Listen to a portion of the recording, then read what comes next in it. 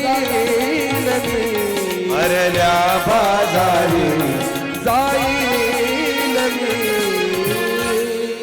नम पार्वती पते शिव हर हर हर हर महादेव हर हर. महादेव. योगायोगाने पार्वती मातेचं बालपणीचं अवतार कार्य आपली कथा सुरू आहे. म्हणून आजच्या स्त्रियांनी सुद्धा या चरित्रामधून काय शिकावं ह्याची सांगड आपल्याला बांधायची आहे कथेच्या माध्यमातून. पहा तुम्ही, एक महत्वाचं आहे, सगळ्यांनी जाणून घ्या. आपण नेहमी शिवमहापुराण कथा ऐकत असतो अनेक वक्त्यांच्या मुखातून. एक पहिल्यांदा हे लक्षात घ्या की हे सगळं जे घडलं, आपण ज्याचा अभ्यास करत आहोत, जे 12 ज्योतिर्लिंग आपण प्रत्यक्ष अनुभवणार आहोत, ज्यांचं दर्शन आपण इथेच घेणार आहोत, हे सगळं भारतामध्ये घडलं. हे फार महत्वाचं आहे. हे अमेरिकेत नाही. हा पहिला मुद्दा. हे जापान नाही, इटली नाही, फ्रान्स नाही, भारतामध्ये. आणि विशेष करून आपण भाग्यवान आहोत की आपण भारतात जन्माला आलो आणि जे आपल्याकडे आहे त्याचा आपल्याला स्वाभिमान असला पाहिजे. हे लक्षात घ्या. आणखी सांगतो तुम्हाला, माजी राष्ट्रपती प्रतिभाताई पाटील, अमेरिकेचे लोक भारतात आले आणि प्रतिभाताईंचा फोटो पाहिला त्यांनी. आणि जेव्हा त्यांचा फोटो पाहिला विधान भवनात, राजभवनात, तेव्हा त्यांचे जे वस्त्र आहेत, त्यांचा जो शृंगार आहे भारतीय नारीचा, अमेरिकेचे लोक म्हणाले, बापरे, कदाचित अशी संस्कृती आमच्या देशात असती तर, की भारत हा असा एक देश आहे. सध्या वाटू नका, आता राहू द्या, नंतर प्रसाद सर्वांना मिळणार आहे, आता राहू द्या, ठेवून द्या, ठेवून द्या.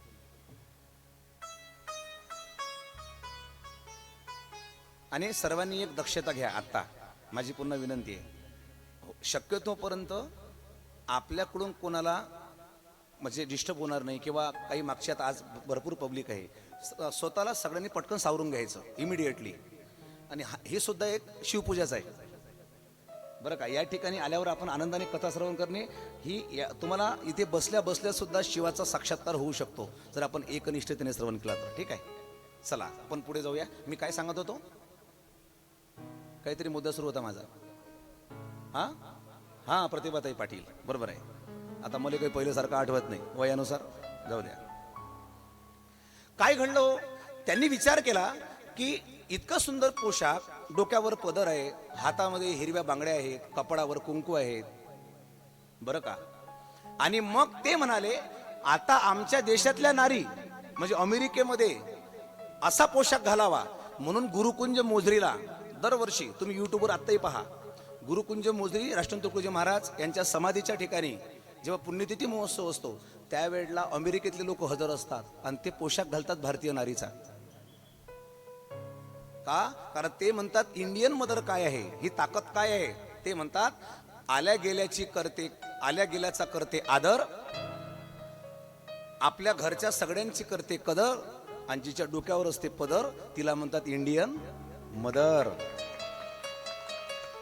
बरं का. हे इंग्रज लोक म्हणाले. काय घडलं या टप्प्यात, आपण एक काल वाक्य पाहिलं होतं, आम्ही चित्र जपतो पण चारित्र्य जपत नाही. चारित्र्य शिकवता हा शृंगार. भारतीय नारीचा पोशाख आदर्श आहे, उत्तम आहे. हे का सांगणं गरजेचं आहे, कारण कन्येचं महत्व सांगणं सुरू आहे. आणि काही दुर्दैव असं घडलं की लोकांनी पाश्चात्य संस्कृती आपल्याकडे आणली आणि मंदिरामध्ये बोर्ड लावण्याची वेळ आली. बरं का. मंदिरामध्ये बोर्ड लागलेली आहेत, कृपया या ठिकाणी असलेले कपडे घालून येऊ नये, या ठिकाणी धर्माचं अधर्म होईल, धर्माचं पालन होणार नाही, असं वागू नये. याच्यापेक्षा शोकांतिका काय असली पाहिजे, बरोबर आहे. थोडं चिंतन गरजेचं आहे. दुसरा महत्त्वाचा टप्पा, एक तशिम्मा नावाची मुलगी होती मुस्लिम धर्माची, तिची भगवद्गीतेची परीक्षा घेतली, तिला 100 पैकी 100 मार्क होते भगवद्गीतेमध्ये. मुस्लिम धर्माची, तिला 700 श्लोक पाठ होते भगवद्गीतेचे, बरं का. आणि तिला 100 पैकी 100 मार्क भगवद्गीतेमध्ये मिळाले. आणि मराठी मुलीला भगवद्गीतेमध्ये किती श्लोक आहे हे माहित नाही. आपला धर्मग्रंथ कोणता आहे याच्यापेक्षा दुर्दैव काय असलं पाहिजे. ही गरज आहे काळाची. आणखी एक सांगून पुढे जातो. मग ती मुलगी जेव्हा कॉलेजमध्ये गेली, धर्माचं पालन काय असतं पहा, हे शिकलं पाहिजे आपण सगळ्यांनी. ती मुलगी जेव्हा कॉलेजमध्ये जाते तेव्हा तिला सांगण्यात आलं, ती गुरख्यामध्ये होती, तिला सांगितलं हा पोशाख कॉलेजमध्ये चालणार नाही. सांगितलं शिक्षकांनी. तिने उत्तर दिलं, माझा धर्म मला अंग प्रदर्शन करण्याचं परवानगी देत नाही, त्याच्यामुळे मी हा पोशाख बदलवणार नाही. तिनं कॉलेज सोडलं पण आपला पोशाख नाही बदलवला. याला धर्माचं पालन म्हणतात. इथल्या प्रत्येक मुलींनी आज काय अहो, काही सांस्कृतिक कार्यक्रम पाहायला मिळतात, अभ्यास करणं महत्वाचं आहे. अशा वेळेला सिनेमाच्या गाण्यावर शाळेतले बरेच काही असे असतात शिक्षक की जे सिनेमाचे गाणे असेल, पिक्चरचे गाणे असेल, त्याच्यावर नाचणं सुरू आहे आणि बाकीचे तिथे बसून शिट्ट्या मारतात. हा भंग आहे धर्माचा, हे अधर्म आहे. हा, त्या गुरुजींना म्हणा, गुरुजी मी सिनेमाच्या गाण्यावर नाचणार नाही. हा, मला सांगा, मला दिंडीमध्ये नाचायचं असेल, नवे नव्हे मला अभंग म्हणायचं असेल स्टेजवर, मी साजरी करेल. का? कारण मी वारकऱ्याची मुलगी आहे. आणि हे प्रत्येक घराघरामध्ये ज्या घराची कन्या बोलेल त्या दिवशी आमच्या भारतात, आमच्या महाराष्ट्रात रामराज्य आल्याशिवाय राहणार नाही. ही शिवकथा सांगते. ही पार्वतीची उपासना आहे, माझ्या जवळची नाही. पार्वती माता छोटी आहे पण आई वडिलाला आनंद देणारी आहे. कल का भारत आज की संतान आहे, या कवड्या कड्या माझी लपले ज्ञानेश्वर रवींद्र शिवाजी, विकसता प्रगटेल समाजी शेकडो महापुरुष. आई वडिलाला प्रसन्न व्हावं असं वाटावं. कोणती डिग्री घ्या, अंतराळात जा नाही तर पाताळात जा, MPSC करा, UPSC करा, कलेक्टर व्हा, डॉक्टर, कोणतीही डिग्री घ्या, पण ग्रामगीता सांगते घरचा स्वयंपाक करता आला पाहिजे मुलीला. हा पहिलं वाक्य आहे. मी ओळी सांगतो तुम्हाला, मुलगी बहु शिकली शाळे माघारी, परी स्वयंपाक न करता ये घरी, काय करावी विद्या चातुरी, कामाविन लंगडी ती. जिला तारतम्य कळत नसेल, जिला वेळेवर 10 पाहुणे जर आले तर काय स्वयंपाक करावा हे कळत नसेल, तर मग त्या डिग्रीचं काय करायचं. मी मागे एक गोष्ट सांगितली होती. एका घरी पाहुणे आले रात्री 10 वाजता, रात्री 12 वाजता, आणि किती 10 पाहुणे आले, आणि त्या मुलीला स्वयंपाक करायचा होता रात्री 12 वाजता. तिनं काय स्वयंपाक करायला पाहिजे होता, पटकन सांगा बरं महिला मंडळी. हा, एकटी जर स्वयंपाक करणारी आहे आणि तिला स्वयंपाक करायचा आहे 10 लोकांचा रात्री 12 वाजता, आई खूप शिकली होती. हिनं स्वयंपाक माहिती काय केला, रात्री 12 वाजता यांना भूका लागलेली आहे, हिनं टाकलं पुरण. किती वाजता? रात्री 12 वाजता. रात्री 12 वाजता पुरण टाकत असतात का? बरं जाऊ द्या, टाकलं. पण एकटीच आहे ना स्वयंपाक करणारी, ते शिजल केव्हा आणि हे जेवतील केव्हा. याला तारतम्य म्हणतात, याला सेन्स म्हणतात, याला कॉमन सेन्स. ह्याला काय म्हणतात? प्रेझेन्स ऑफ माइंड, तारतम्य, समय सूचकता. आता हे कॅरेक्टर आम्हाला शिकवणार आहे पार्वती मातेचं. मी आणखी एक गोष्ट रिपीट करतो. मी बोललो होतो की आपण भारताचे नागरिक आहोत. हे सगळं भारतामध्ये घडलं आणि त्यात वैशिष्ट्य असं आहे, आपण भारतात जन्माला आलो हे पहिलं भाग्य. त्याही पेक्षा भाग्य आम्ही महाराष्ट्रामध्ये जन्माला आलो, ऐका, आणि त्याही पेक्षा भाग्य. तुमचा कोणता जिल्हा आहे? यवतमाळ. मग तुमचा नंबर नाही त्याच्यात का? मी पटवून देतो तुम्हाला, अमरावती जिल्ह्याचाच नंबर पहिले लागते. कसं? हे जे सती आहे ना, ही अमरावती जिल्ह्यातच आली. ऐका प्रमाण, लक्ष्मीशी सांगे तेव्हा ऋषिकेशा, कौंडण्यपुराशी जावे तुम्ही. ही जी विष्णूची लक्ष्मी आहे ना, जी आदिमाई शक्ती आहे, तिला सांगितलं ती रुक्मिणी माता आहे बरं का, तीच सती आहे, तीच सीता आहे आणि तीच लक्ष्मी आहे. काय सांगितलं? तुम्ही कौंडण्यपूरला जा. आणि कौंडण्यपूर कोणत्या जिल्ह्यात आहे? जिल्हा अमरावती. बरोबर आहे. आता अमरावती जिल्ह्याचा स्वाभिमान सांगतो पटकन. अमरावती जिल्ह्यामध्ये काय आहे? एक, ज्ञानेश कन्या मधुराद्वैताचार्य धर्म समन्वय प्रज्ञा चक्षु संत श्रेष्ठ गुलाबराव महाराज, तालुका चांदूर बाजार, आणि गावाचं नाव आहे माधान, जिल्हा अमरावती. एक टाळी वाजवून द्या महाराजच्या नावात. कोण होते गुलाबराव महाराज? आंधळे होते, डोळ्याने आंधळे. गळ्यामध्ये मंगळसूत्र घालायचे, हातावर मेहंदी काढायचे आणि भांगामध्ये कुंकू भरायचे आणि पातळ नेसायचे. आणि एकाने विचारलं गुलाबराव महाराजांना, ही मेहंदी कोणाच्या नावाची आहे? त्यांनी सांगितलं, मी कृष्ण पत्नी आहे, आणि ज्ञानेश कन्या आहे, मी ज्ञानोबा यांची मुलगी आहे आणि मी कृष्णाची पत्नी आहे. हातावर मेहंदी, गळ्यामध्ये मंगळसूत्र. मंगळसूत्र काय आहे तर ते म्हणतात श्रीमद भागवत कथा हे माझ्या गळ्यात मंगळसूत्र आहे. आणि त्या गुलाबराव महाराजांनी 138 ग्रंथ लिहिले. किती किती 138. आणि एवढे कठीण लिहिले, एवढी कठीण भाषा आहे की ज्याची PhD आहे मराठीमध्ये त्याला सुद्धा त्याचा अर्थ कळत नाही. डोळ्याने आंधळे आहे. आणखी महाराज जेव्हा छोटे होते तेव्हा काही महिला मंडळी विहिरीवर जायचे पाणी भरण्यासाठी. तेव्हा महाराजांचं वय फक्त 8 वर्षाचं होतं. आणि मग बांगड्याचा आवाज ऐकू यायचा गुलाबराव महाराजांना. तेव्हा बालवय होतं, आंधळे होते. पण गुलाबराव महाराज बरोबर ओळखायचे कोणती बाई पाणी भरण्यासाठी आली, तिचं नाव काय, बरोबर नाव घ्यायचे. मग काही लोकांनी विचारलं, काय रे तुला कसं काय दिसतं. बाया विचारायच्या, तू कसं ओळखलं मला. तर गुलाबराव म्हणायचे, महाराज मला तुमच्या बांगडीचा आवाज सांगतो ही कोणती बाई आहे. म्हणजे त्यांचं मत असं होतं की प्रत्येक बाईच्या बांगडीचा आवाज हा वेगळा वेगळा असतो, सारखा नसतो. ही दिव्य दृष्टी आहे. गजानन महाराजच्या अंगावर पितांबर नव्हता पूर्वी, पण ज्या दिवशी गुलाबराव महाराज शेगावात गेले गजानन महाराजांना भेटण्यासाठी, त्या दिवशी गजानन महाराजांचे शब्द आहे, अरे कोणतरी माझ्या अंगावर पितांबर द्या, का आज माझी बहीण मला भेटण्यासाठी येत आहे. गजानन महाराजचे शब्द आहे. आणि मग त्या दिवशी गजानन महाराजांनी आपल्या अंगावर पितांबर घेतला आणि गुलाबराव महाराज त्या ठिकाणी पोहोचले शेगावला. आणि त्या दिवशी गजानन महाराजांनी गुलाबराव महाराजांना साडी चोडीचा अहीर केला. लक्षात घ्या, हे भारताच्या मातीत घडलं, महाराष्ट्रात, हे वैशिष्ट्य आहे. हे अमरावती जिल्ह्यात आहे. बरं, वैराग्यमूर्ती गाडगे महाराज, गाव सेंडगाव, जिल्हा अमरावती. राष्ट्रसंत तुकडोजी महाराज यावली शहीद 30 एप्रिल 1909, जिल्हा अमरावती. बरं का, रुक्मिणीचं माहेर अमरावती. मी नेहमी सांगत असतो, या अमरावती जिल्ह्याला इंद्रपुरी म्हणतात. या अमरावतीचं नाव काल्याच्या अभंगात आहे, आजी ओस अमरावती काला पहा वया येते. उघडून पहा भजनी मालिका. मग हिला काय म्हणतात, अंबा नगरी. तिथे आदिशक्ती आहे, एकविरा माता. अमरावतीला पहा अंबा माता. हिला काय म्हणतात, अमरावतीला अंबा नगरी, इंद्रपुरी आणि खचा घन. काय म्हणतात अमरावतीला, काय म्हणतात खचा घन. घन म्हणजे 3 आणि वर्ग म्हणजे 2, त्याला खचा घन म्हणतात. 3 ख आहे अमरावती जिल्ह्यात. पहिला ख म्हणजे गाडगे महाराजांचा खराटा, दुसरा ख म्हणजे राष्ट्रसंतांची खंजरी, आणि तिसरा ख म्हणजे भाऊसाहेब पंजाबराव देशमुख यांचा खडू, शिवाजी शिक्षण संस्था. बरोबर आहे ना. आता पुढे पहा, खडू म्हणजे संस्कृती, खराटा म्हणजे स्वच्छता आणि खंजरी म्हणजे संस्कार. संस्कार, स्वच्छता आणि संस्कृती याचं एकमेव उदाहरण म्हणजे जिल्हा अमरावती. धन्यवाद. काय म्हणतात महाराज,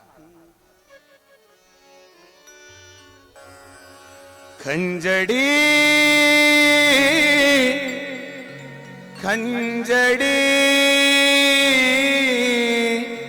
मेरी रोज बजेगी खंजड़ी, ओ मेरी रोज बजेगी खंजड़ी.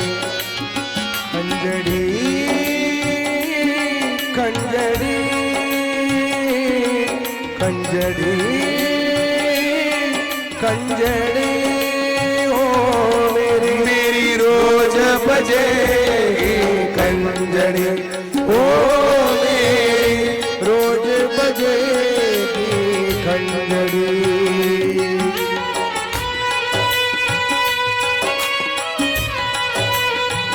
जय हो.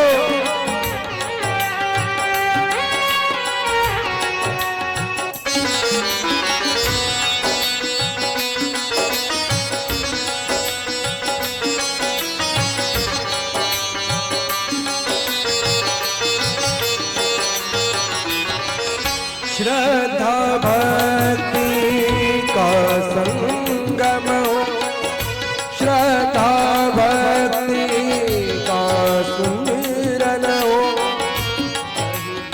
अपने रंग में रंग हो. ऐका, एक आता आपल्या पुढे ती शक्ती प्रगट होणार आहे. आणि सांगून घेतो, ही पार्वती माता आणखी पुढे कोण झाली. बाकीच्या जिल्ह्यामध्ये आणखी काही पिकतं, पण अमरावती जिल्ह्यामध्ये कौंडण्यपुरामध्ये काय काय पिकलं पहा. तिथे मातेचं पीक आलं. रुक्मिणी माता, कौंडण्यपूर, जिल्हा अमरावती. प्रभू रामचंद्रांची आजी, दशरथ राजाची आई, तिचं नाव इंदुमती, तिचंही माहेर कौंडण्यपूर. ऐका, पुराणामध्ये वाचा बरं. अगस्ती ऋषीची पत्नी लोपामुद्रा, तिचंही माहेर कौंडण्यपूर. सगर राजाची पत्नी केशिनी, तिचंही माहेर कौंडण्यपूर. आणि नळ दमयंती, नळ राजाची पत्नी दमयंती, तिचंही माहेर कौंडण्यपूर. बरं का. आणि म्हणून ही सती पुन्हा आली अवतार घेण्यासाठी पार्वतीच्या रूपात त्या जिल्ह्यामध्ये. हे नाकारता येत नाही बरं का. म्हणून आदिशक्ती आहे ती कशी प्रकट झाली? भवानी आहे, जगज्जननी आहे, अंबिका आहे. म्हणून ते आपल्या सगळ्यांचं कुळदैवत आहे आणि आपल्या सर्वांना आनंद देणार आहे. जर गोंधळ असेल, जोगवा असेल, तर अनेक प्रकारे तिला प्रसन्न करता येतं. ती कशी प्रसन्न होते आपण अनुभवूया आणि सगळ्यांनी आनंद घेऊया.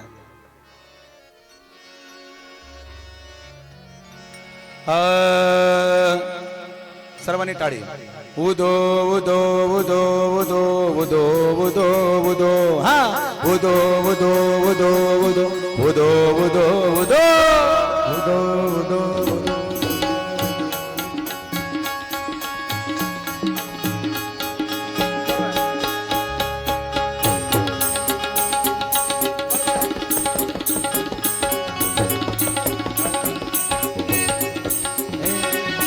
आई भवानी तुझ्या कृपेने तारसी भक्ताला, अगाध महिमा तुझी माऊली वारी संकटाला. आई भवानी तुझ्या कृपेने तारसी भक्ताला, अगाध महिमा तुझी माऊली वारी संकटाला. आई कृपा करी माझ्यावरी जागवी तोरात सारी. आई कृपा करी माझ्यावरी जागवी तोरात सारी. आंबे गोंधळाला ये, गोंधळ मांडीला भवानी गोंधळाला ये, गोंधळ मांडीला भवानी गोंधळाला ये. उदो उदो उदो उदो उदो उदो उदो उदो उदो. सर्वांनी टाळी वाजवा. उदो उदो उदो.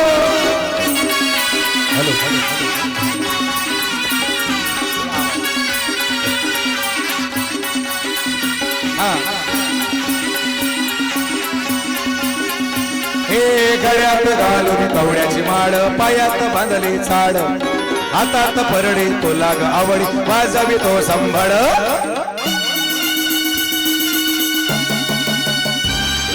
गळ्यात घालून कवड्याची माळ, पायात बांधली झाड, हातात परडी तुला आवडी, वाजवी ती संबळ. धग धग ज्वाले तुनारी तूच जगन्माता, भक्ती दाटून येते आई नाव तुझे घेता. आज आमावरी संकट भारी अग धावत ये लवकरी, आज आमावरी संकट भारी धावत ये लवकरी. आंबे गोंधळाला ये, गोंधळ मांडीला भवानी टाळी टाळी. गोंधळ मांडीला भवानी गोंधळाला ये. उदो उदो उदो उदो उदो उदो उदो उदो उदो उदो उदो उदो उदो उदो. मातेला प्रसन्न करण्यासाठी या भारतीय संस्कृतीमध्ये एको कमी अनेक प्रकारचे उत्सव आहेत. जर लग्न असेल तर लग्नामध्ये सुद्धा गोंधळ घातला जातो. का तर आमचं दैवत प्रसन्न व्हावं. सातत्याने आमच्या संसारामध्ये ही आनंदाची ऊर्जा या जगज्जननी भवानी मातेचं सामर्थ्य लाभावं आणि म्हणून गोंधळाच्या माध्यमातून जोगवा. अशा प्रकारे जागरण हे सगळं पार पडतं. आणि मग जेव्हा माता आनंदामध्ये नाचू लागते तेव्हा मंडप कशाचा असतो? हो, चौक भरीला माणिक मोती मंडप आकाशाचा, हात जोडून करुणा भागतो उतार कर नावाचा. चौकभरीला माणिक मोती मंडप आकाशाचा, हात जोडी करीन भागतो उतार कर नावाचा. धर्म निराला धर्म तूच रक्षिला, महिषासुर मार्दिनी पुन्हा दैत्य इथे मातला.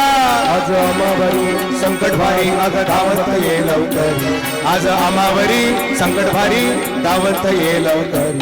आंबे गोंधळाला ये, लख पडला प्रकाश दिवट्या मशालीचा गोंधळाला उभा गोंधळी भवानीचा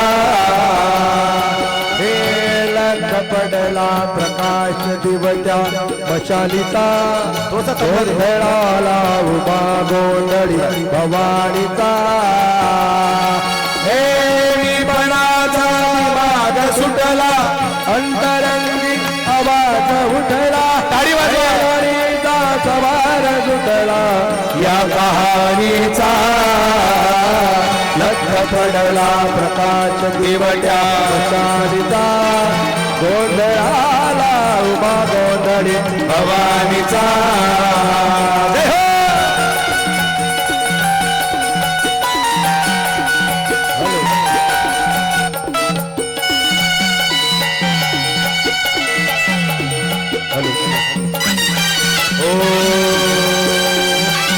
तडपले आग उसळले गोत झळकले आई ग या दुटीचे काजळ काळी राज चढते आई ग बंद सिनला भाग दिनला भाव दिनला आई ग दुखाची आस जीवाला रोज जळते आई ग माड कमळाची घातली डोळ्यात दाटली ग कुंभमान भरून मळवट या प्रपाणीला लख पडला प्रकाश दिवट्या जालीचा टाळी वाजवा उभा गोंधळी भवानीचा लख पडला प्रकाश दिवट्या मशालीचा गोंधळाला उभा गोंधळी भवानीचा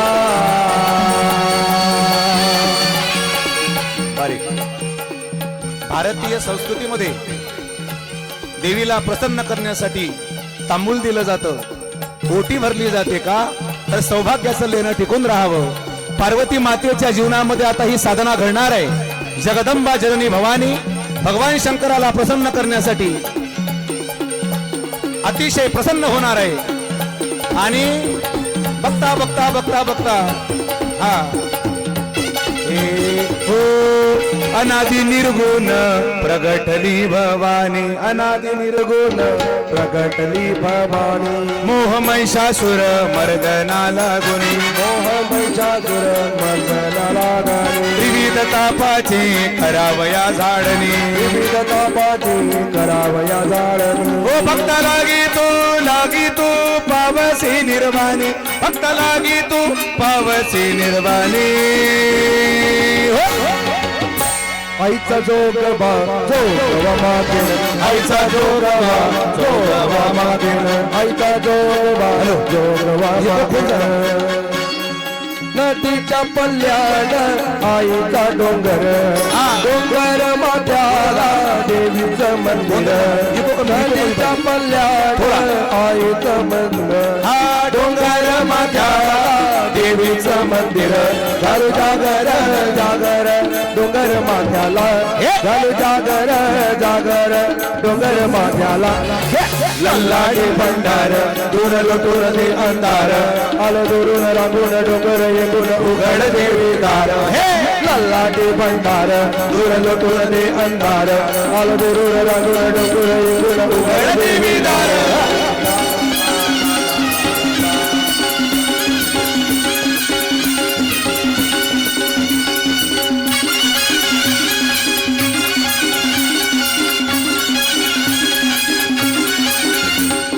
नदीच्या पाण्यावर अगिन फुलत अगिन फुलत अगिन फुलत नजरेच्या डुलत काळी डुलत काळी डुलत जागर जागर डोंगर माथ्याला आला ग जीवय दुराला लल्लाली भंडार दुरलो दुरले अंधार सर्वांनी टाळी हात वर करायचा हात वर करा लल्लाली भंडार दुरलो दुरले अंधार आलो दुरुर राजूर डोंगर येऊन उघड देवी दार नवसाला पावतो देवीच्या हाकेला धावतो देवी माझ्या हाकेला धावतो देवी माझ्या नवसाला पावतो उदो उदो उदो उदो उदो उदो उदो उदो उदो उदो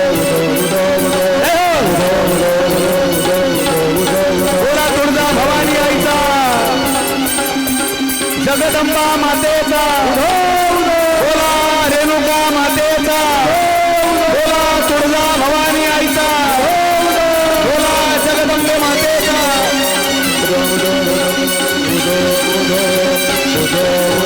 तुळजा तुळजा भवानी आईचा उदो उदो उदो उदो महिषासुरमर्दिनी आईचा उदो उदो उदो उदो तुळजा तुळजा भवानी आईचा उदो उदो उदो उदो काल काळाधिपती गणपती भाव गोंधळाला याव पंढरपुरी वासिनी विठाई भाव गोंधळाला याव गाज भजनादी उदेग साज तुझनादी वासुदेग पत्थरा तुळ फुटल गाव या प्रभाताचा रथ पडला प्रकाश दिवड्या चारिका गोंधळाला उभा गोंधळ भवानीचा हे रथ पडला प्रकाश दिवस वशालीचा गोंधळाला गोंधळ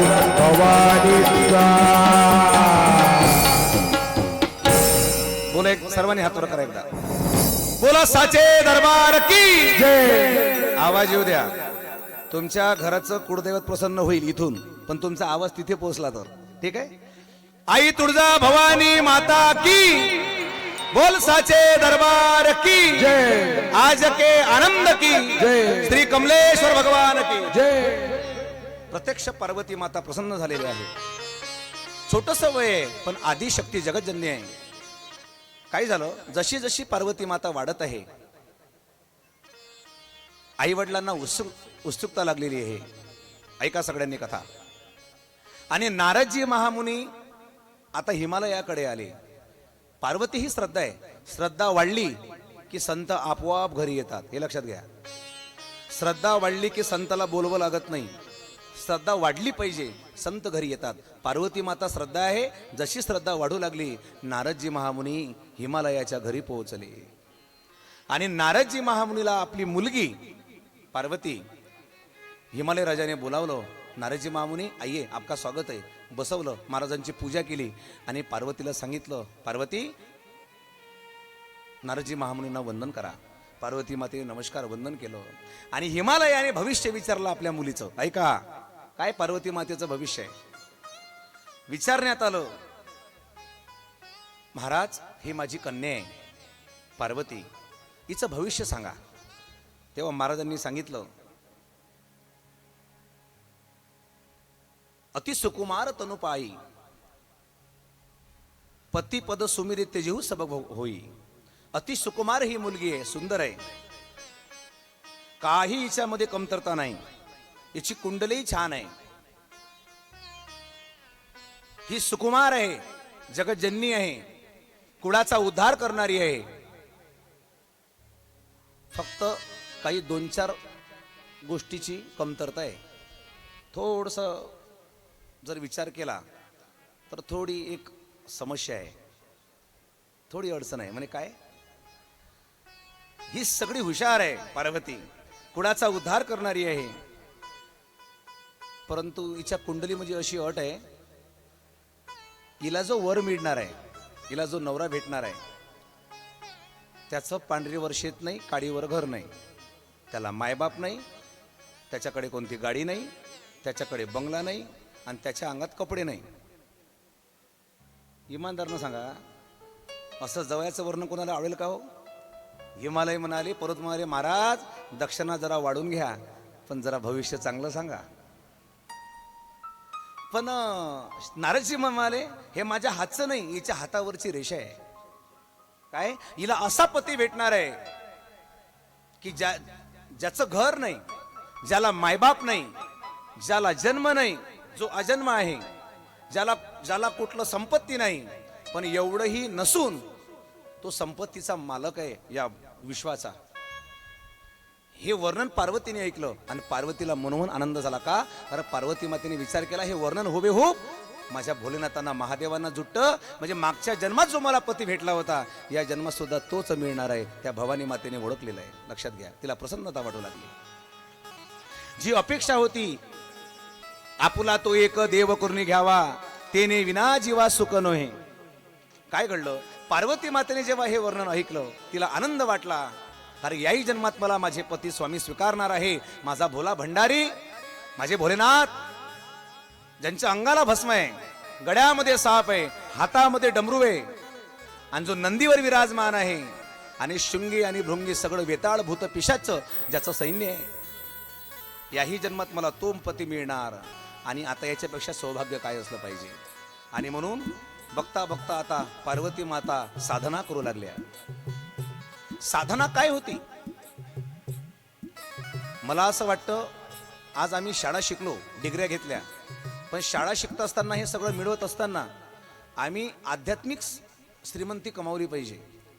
आम्हाला वेद माहीत नसेल हरकत नाही, पण किमान माझी मुलींना विनंती आहे, आजच्या माझ्या ताईंना माझी विनंती आहे, रोज सकाळी उठल्याबरोबर किमान एक तरी ज्ञानेश्वरीचं पान रोज वाचा.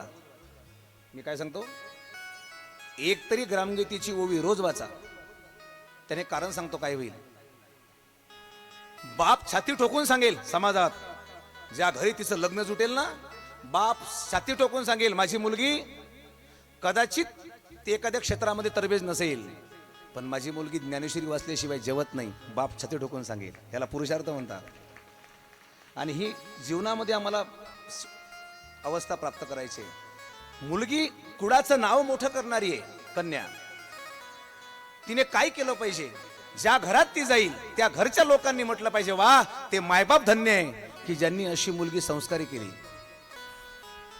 आज काळ इतका झपाट्यानं बदलला. बापापासून मुलगी जाते तर बापाला माहित नाही बरं का, ते बांधलेलं, आणि ती निघून जाते तरी पता नाही. मी जवळचं सांगत नाही, ग्रामगीता उघडा, मला काही बोलू द्या, प्रत्येक गोष्टीला वाक्य आहे. तुकडोजी महाराज सांगतात, चारित्र जाएगा फिर देश रोएगा, जागो अपने धर्म को जगाओ. काही मुली आजही भाग्यवान आहे की ज्या घरामध्ये एकादशी आहे, ज्या घरामध्ये वारी आहे, ज्या घरामध्ये चांगल्या चार लोकांची बैठक आहे, चांगले विचार आहे, तिथे आजही सत्कार आहे, आनंद आहे, समाधान आहे. आजही तिथे विचार पेरले जातात आणि मग ती पुढची पिढी तशी बनू लागते. पण काय झालं, एकामेकाची संगत जर वाईट विचाराची केली. आम्ही आज मोबाईलच्या टप्प्यात पोहोचलो, जग ऑनलाईन झालं आणि माणुसकी ऑफलाईन झाली. काय घडलं? मोबाईल काळाची गरज आहे, वापरलाच पाहिजे, पण त्याचा अतिरेक झाला की अधोगती होते. हे लक्षात घ्या. त्याचा अतिरेक होऊ नये. ती काळाची गरज आहे, मान्य आहे, पण काय झालं, जेव्हापासून मोबाईल आला तेव्हापासून लोक मनोरुग्ण झाले, एकामेकाशी बोलणं विसरले. एका घरात 4 जण असतात पण चौघाशी बोलत नाही. एकटेच पाहतात आणि एकटेच हसतात. कोणाची गरज नाही. जेव्हापासून सेल्फी आला तेव्हापासून लोक सेल्फीच झाले, नाही का? काय बोललो मी? पहा, मुंबई पुण्यासारख्या शहरामध्ये जा, मोठ्या मोठ्या सिटीमध्ये मोठे मोठे फ्लॅट आहे, संस्कृती आली, पण शेजारचा मेला तरी याला पता लागत नाही. लोक इतके गुंतले आहे. पिंजरा सोन्याचा आहे, पण सोन्याच्या पिंजऱ्यामध्ये पक्षी बंदिस्त आहे. शिवकथा आम्हाला मुक्त करते, लक्षात घ्या, बंधनात ठेवत नाही. पिंजरा सोन्याचा आहे, पण सोन्याच्या पिंजऱ्यामध्ये पक्षी बंदिस्त आहे, आणि दुसरा पक्षी निवांत फिरत आहे, आनंद घेत आहे निसर्गाचा. आणि तो निसर्गाचा पक्षी त्याच्याकडे गेला ज्याच्याकडे सोन्याचा पिंजरा आहे, आणि त्याला म्हणाला, तुझं बरं आहे गड्या, खूप श्रीमंत आहेस तू, तुझं बरं आहे, किती सुखी आहे तू, तुझ्याकडे एवढं सगळं आहे. तो म्हणाला, दिसते तसं असं काही नाही, हे तुला वाटतं, पण माझं दुःख मलाच माहिती आहे. इथं कोण सुखी आहे? माझं दुःख मला माहिती, तुमचं तुम्हाला माहिती. जो देखे सो दुखिया बाबा. अरे एवढं माझ्याकडे वैभव आहे, पण मला उडता येत नाही, मी बंदिस्त आहे, मला आनंद घेता येत नाही. मग हा बाहेरचा पक्षी त्याला काय म्हणाला? तो म्हणाला, त्याने उपदेश केला. ही शिवकथा हेच सांगते. आकाशी झेप घे रे पाखरा आकाशी झेप घेरे पाखरा सोडे सोन्याचा पिंजरा सोडे सोन्याचा पिंजरा बेस कमी कर आकाशी झेप घेरे हा. पाखरा आकाशी झेप घेरे पाखरा दोडी सोन्याचा पिंजरा सोडी सोन्याचा पिंजरा सोडी सोन्याचा पिंजरा हो तुझ पंख दिले देवाने करविहार सामर्थ्याने दरी डोंगर हिरवीराने जा ओलांडून या सरिता सागरा. आता पार्वती माता मुक्त होणार आहे माझ्या भगवंताला. का? कारण ज्याने देवाला आपलंसं केलं तो जीव बंधनातून मुक्त झाला. हे आणखी एक महत्त्वाचं सांगतो. एक संसाराचा नियम आहे. माणूस जेवढा त्याच्यामध्ये गुंतून पडला तेवढा अधिक आसक्ती आहे. रुक्मिणी मातेने भगवंताला स्वीकारलं, सांगितलं प्रभू तुम्ही या आणि माझं हरण कर्म करून मला घेऊन जा. का? स्वतः भगवंत आले नाही, रुक्मिणी मातेने बोलावलं, सांगितलं मी बंधनामध्ये आहे, मला मुक्त करा. ही पार्वती माता सांगते प्रभू तुम्हाला प्रसन्न करण्यासाठी आता मी हरितालिकेचं व्रत करणार आहे. तुमच्या या शिवलिंगावर निर्गुण रूपाचं ध्यान माझ्या हृदयापर्यंत सगुण व्हावं आणि म्हणून मी काय करणार आहे, तुम्हाला धोत्र्याचं फुल धोत्र्याचं फळ अर्पण करणार आहे. लक्षात घ्या, ही पूजा आजही आपल्या संस्कृतीमध्ये केली जाते. भारतीय संस्कृतीमध्ये ज्या दिवशी गणपती बाप्पा बसतात ना, गणेश चतुर्थी, त्याच्या अगोदर आपण हे व्रत करत असतो. नंतर मग ऋषी पंचमी म्हणजे वसंत पंचमी, जे काही आपला हा अट्टहास आहे, ही ऋषी पंचमी परंपरा, हरितालिकेचं व्रत, गणेश चतुर्थी का केल्या जाते? ऐका, व्रत कसं असतं. व्रत हे दोघां मिळून करावं. भाग्यवान आहे महिला मंडळी, तुम्ही अनेक प्रकारचे व्रत करता. पण जर पत्नी व्रत करत असेल तर पत्नीने सुद्धा त्या दिवशी आपल्या पत्नीला सहकार्य करावं धर्माच्या कार्यात, म्हणजे मग विशेष पुण्य. नाही तर कधी कधी काय होतं माहिती आहे, पत्नीनं पूजा मांडली, चौरंग ठेवला, त्याच्यात लक्ष्मी काढली, कलश मांडला, देवाचा फोटो ठेवला, म्हणजे लक्ष्मीनं पूजा मांडली आणि लक्ष्मण पेल. आला लक्ष्मण घरी, चौरंग फेकून देईन, झाले भांडणं सुरू, राहिली पूजा. याला व्रत म्हणता येत नाही. पती पत्नी रथाची दोन चाके, होता परस्पर सहाय्यके, तरीचा संसार रथ चाले कौतुके, गावे होईल आदर्श. मला का सांगायचंय, जसं पार्वती मातेने व्रताला आरंभ केला, तिकडे माझ्या महादेवानी भोलेनाथांनी सुद्धा नाम साधनेला, एकांतवासाला आणि मनोमन मानस पूजेला आणि या विश्वाच्या अधिष्ठानाला सुखी करण्यासाठी साधना सुरू केली. लक्षात घ्या, कराल जो करेल तो घेईल असा नियम आहे. एक लक्षात घ्या, ही जी संत मंडळी आहे, हे जे अधिष्ठान आहे, हे इतरांना सुख देणार आहे. समाजामध्ये असे लोक तुम्हाला भेटणार नाही, फार कमी आहे. या दरबारात जी काही मंडळी आहे, ही समिती आहे, आमचे अध्यक्ष साहेब आहेत बरं का, आमचे संजू भाऊ आहेत चित्रवार, आमचे डोईजड साहेब आहेत, विजय भाऊ आहेत, ही सगळी जी मंडळी आहेत, तिरशिंगे भाऊ आहेत, ही सर्व मंडळी जी सगळ्यांची नावं आता मला घेणे शक्य नाही, पण माझ्या यादीत जे आहे त्यापेक्षा माझ्या महादेवाच्या यादीत जे आहेत, हे लक्षात घ्या मी काय बोललो. कदाचित माझ्या 2 डोळ्यातून कोणी सुटेल, पण या 3 डोळ्यातून कोणी सुटत नाही. हा, आता तो काय म्हणतो, ही सगळी जी मंडळी आहे किंवा हे अधिष्ठान आहे, ज्या महाराजांनी या ठिकाणी तपश्चर्या केलेली आहे, बापूराव महाराजांनी सातत्याने, दुर्गाताई आजही वर्षभराचा जो काही उपक्रम आहे, अन्नदान असेल, यज्ञ असेल, याग असेल, हे सगळं चाललेलं आहे. हे अस्तित्व फार सुंदर आहे. नाही तर समाजामध्ये फार कठीण झालं आज. काही लोकांकडे स्वतःचं काही अस्तित्व नसतं. काय बोललो मी, स्वतःचं काही नाही, पण इतरांना त्रास दिल्याशिवाय राहत नाही. मी मागच्या महिन्यामध्ये कीर्तन करून आलो आणि नागपूरला होतो, आणि नागपूरवरून येत असताना माझ्यासमोर एक ॲटो होता, चालला ॲटो, आणि त्या ॲटोवर एक वाक्य लिहिलं होतं. त्या ॲटोवर वाक्य माहिती आहे काय होतं? जडू नको बरोबरी कर. वाक्य काय होतं? जडू नको बरोबरी कर. मी इर्टिगामध्ये, आणि मी सारखं ते वाक्य वाचून राहिलो. कोणतं? जडू नको बरोबरी कर, जडू नको बरोबरी कर. म्हणजे त्याला म्हणायचं होतं इर्टिगा इक आणि ॲटो घे, नाही का? आणि त्याने कीर्तनाला जात जा. बरं, त्याच्या खाली लिहिलं होतं बँक ऑफ महाराष्ट्राच्या सौजन्याने. कळलं तुम्हाला? म्हणजे स्वतःचं काही अस्तित्व नाही, पण तरी मात्र इतरांना त्रास देण्याची काही अवस्था असते. पण माझे भोलेनाथ महादेव विश्वाचं अधिष्ठान आहे, पण तरी इतरांना आनंदच द्यावा, सुख द्यावा, यासाठी ही जगज्जननी भवानी माता पार्वती. आता पुढे काय होते? आता आरंभ झालेला आहे. आईला परवानगी मागितली, बाबाला परवानगी मागितली, बाबा आता मला साधना करण्यासाठी जाऊ द्या. मला एक तुम्हाला प्रार्थना करायची आहे. बाल सुसंस्कार शिबिर उन्हाळ्यामध्ये सुरू असतात. ज्या उन्हाळ्याच्या सुट्ट्या आहे ना, त्या उन्हाळ्याच्या सुट्टीमध्ये आपल्या मुलांना संस्कार शिबिरामध्ये पाठवत चला. ती काळाची गरज आहे. त्या ठिकाणी हरिपाठ, पावल्या, नामचिंतन, ग्रामगीता, ज्ञानेश्वरी, श्लोक हे सगळे शिकवले जातात. आत्ताच आमचं शिबिर झालं कोंढाडीला, आणि ज्या मंदिरामध्ये ते शिबिर झालं त्याचे संचालक अध्यक्ष आज या ठिकाणी आलेले आहेत, आमचे माननीय जीवनजी जवंजाळ. एक टाळी त्यांच्या नावाने वाजून द्या, नंतर आपण त्याचा सत्कार करणार आहोत. या व्यक्तीने असं काय केलं सांगू तुम्हाला? कधी एकदा कोंढाडीला भेट द्या नागपूरला जात असताना, आणि यूट्यूबवर नाव टाका संत गजानन महाराज ध्यान मंदिर कोंढाडी. तुम्हाला सगळे उपक्रम दिसतील काय काय त्या ठिकाणी सुरू आहे. ऐका, एकटाच व्यक्तीने 3 कोटीचं मंदिर बांधलं. 3 कोटी एका व्यक्तीने.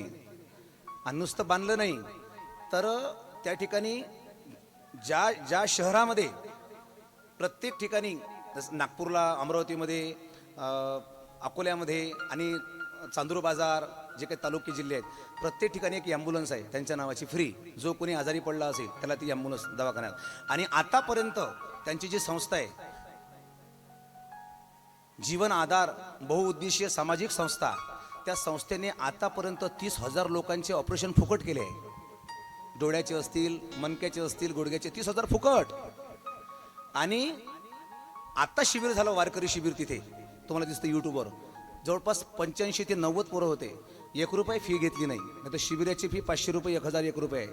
आणि 1 रुपये फी न घेता त्या एका व्यक्तीने खर्च केला. आणि प्रत्येक मुलाला शाळेची बॅग, टिफिन बॉक्स, पाण्याची बॉटल, त्याचे वही, पुस्तक, बुक्स प्रत्येक मुलाला फ्री वाटले, बरं का? आणि ही संस्था आता सातत्याने तिथे काय कार्य चालवत आहे मी यासाठी बोलतोय की तिथे आता वारकरी शिक्षण संस्था निघणार आहे. आपला विषय म्हणून सांगतो, संत गुलाबराव महाराज वारकरी शिक्षण संस्था कोंढाडी. आणि तिथे आपले मुलं नाही आपण आळंदीला पाठवू शकलो कदाचित, तर असं ज्यांना वाटत असेल की आपला मुलगा शाळाही शिकावा आणि सोबत त्याच्याकडे हे ज्ञान यावं, तर तिथे ती व्यवस्था आता होत आहे. बांधकामाला सुरुवात झाली आहे धर्मशाळेच्या. आणि पुढे प्रगतीला फार मोठा उत्सव असतो, कधी एकदा भेट द्या. आपण इंस्टाग्रामवर सुद्धा तो पेज फॉलो करा, तुम्हाला दिसेल. आणि एवढंच नाही, वर्षभरात अनेक साधना त्या ठिकाणी घडत असतात. दर गुरुवारी भंडारा असतो, म्हणजे प्रति शेगाव तिथे आता होत आहे. दर गुरुवारी कितीही लोक येऊ द्या, फ्री जेवण आहे. आणि वाढदिवस कसे साजरे केले त्या संस्थेने? केक कापून नाही, कोणाचे वाढदिवस असू द्या, केक कापत नाही.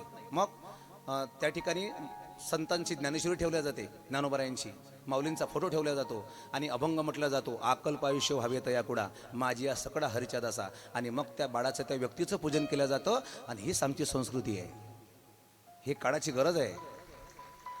मी का सांगतोय सगळं हे? कारण आजही जगामध्ये काही ही संस्थान आहे या ठिकाणी. वर्षभरामध्ये सातत्याने अन्नदान सुरू आहे, सातत्याने यज्ञ असेल, गोरक्षण बाजूला आहे, जी काळाची गरज आहे. आणि या सगळ्यामध्ये आपण सहभागी होणं हे आपलं आद्य कर्तव्य आहे. आणि म्हणून मी या ठिकाणी प्रामुख्याने पार्वती मातेचं चरित्र सांगत असताना आजची कन्या कशी आदर्श होईल याच्यावर माझा विशेष भर आहे. कधीतरी शिबिरामध्ये पाठवावं मुलांना. पूर्वीच्या काळी आपण ऐकलं असेल, रामायणात चला, रामायणामध्ये राम लक्ष्मण गेले होते कुठे? वशिष्ठ गुरुकडे विद्या प्राप्त करण्यासाठी, गुरुकुलामध्ये. गुरुकुल आता काय झालं माहितीये? गुरुकुल बंद झाले आणि कुलगुरू निघाले. काय म्हटलं मी? आता गुरुकुल नाही, आता कुलगुरू आहे विद्यापीठाचे. गुरुकुलामध्ये काय संस्कार असतात आणि संस्कार हे बालवयामध्ये दिले जातात. ही का बरं साधना दाखवली या ठिकाणी, ही तपश्चर्या का? कारण त्यांनी सांगितलं जर तुम्हाला उद्या मोठं व्हायचंय, पार्वती माता म्हणते, जर तुम्हाला उद्या सासू सासऱ्याला आनंद द्यायचा आहे, जर उद्या आपला नवरा प्रसन्न व्हावा असं वाटत असेल, तर त्या मुलीने आपल्या बापाच्या घरी असताना, ही कथेचा जोडपा कशी आहे, आपल्या माहेरला असताना अशी काहीतरी साधना करावी, असं काहीतरी शिकावं, असं काहीतरी आत्मसात करावं की या तपाच्या भरोशावर उद्याचं भविष्य आणि आपलं कुळ आदर्श होईल आणि आपल्या माय बापाचं नाव मोठं होईल. धन्य माता पिता तयाची. बरं का श्रोते हो, आमच्या मातेने आरंभ केलेला आहे आणि आता ती पार्वती माता आईला विचारते, आई मला स्वप्न पडलेलं होतं. काय? भोलेनाथ भगवान परमात्मा भजन करत आहे आणि मी त्यांची सेवा करत आहे. आणि सेवा कशी करत आहे? अगर्वता, कुठल्याही प्रकारचा गर्व न होता. माझी प्रत्येकाला विनंती आहे, या दरबारामध्ये आल्यानंतर आणखी तुम्ही कुठेही जा, कुठल्याही दरबारात जा, तिथे आपल्याकडून काय सेवा होईल ते करत चला. ज्योत से ज्योत जगाते चलो और प्रेम की गंगा बहाते चलो. मग ती तनाची सेवा असेल, मनाची असेल किंवा धनाची असेल, ज्याच्याकडे जे आहे ते त्याने द्यावं. काय होईल याने फायदा सांगतो. हो तुझी सेवा करीन मनोभावे, हो तुझी सेवा करीन मनोभावे, हो तुझी सेवा करीन मनोभावे, करीन मनोभावे, हो तुझी सेवा करीन मनोभावे. माझे मन गोविंदो रंगले, माझे मन गोविंदो रंगले, ओ तुझी सेवा करीन मनोभावे, ओ तुझी सेवा करीन मनोभावे, तुझी सेवा करीन मनोभावे.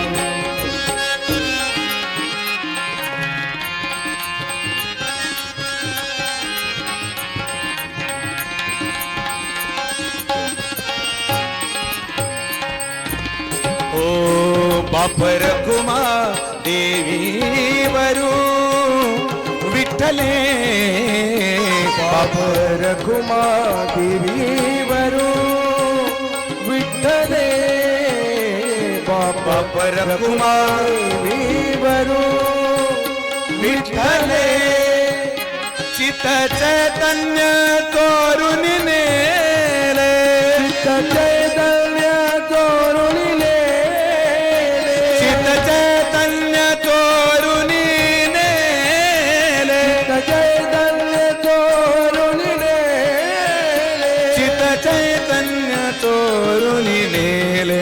ओ तुझी सेवा करील मनोभावे, तुझी सेवा करील मनोभावे, सेवा करील मनोभावे. ओ माझे मन गोविंद रंगले, माझे मन गोविंद रंगले, तुझी सेवा करील मनोभावे, तुझी सेवा करील मनोभावे, तुझी सेवा करीन मनोभाव, करीन मनोभाव, करीन मनोभाव. नम पार्वती पते शिव हर हर महादेव. पतीची सेवा करण्यासाठी सती आता ती पार्वती माता अरण्यामध्ये वनामध्ये जात आहे. घर सोडल्याशिवाय, त्याग केल्याशिवाय जीवनामध्ये काही मिळत नाही.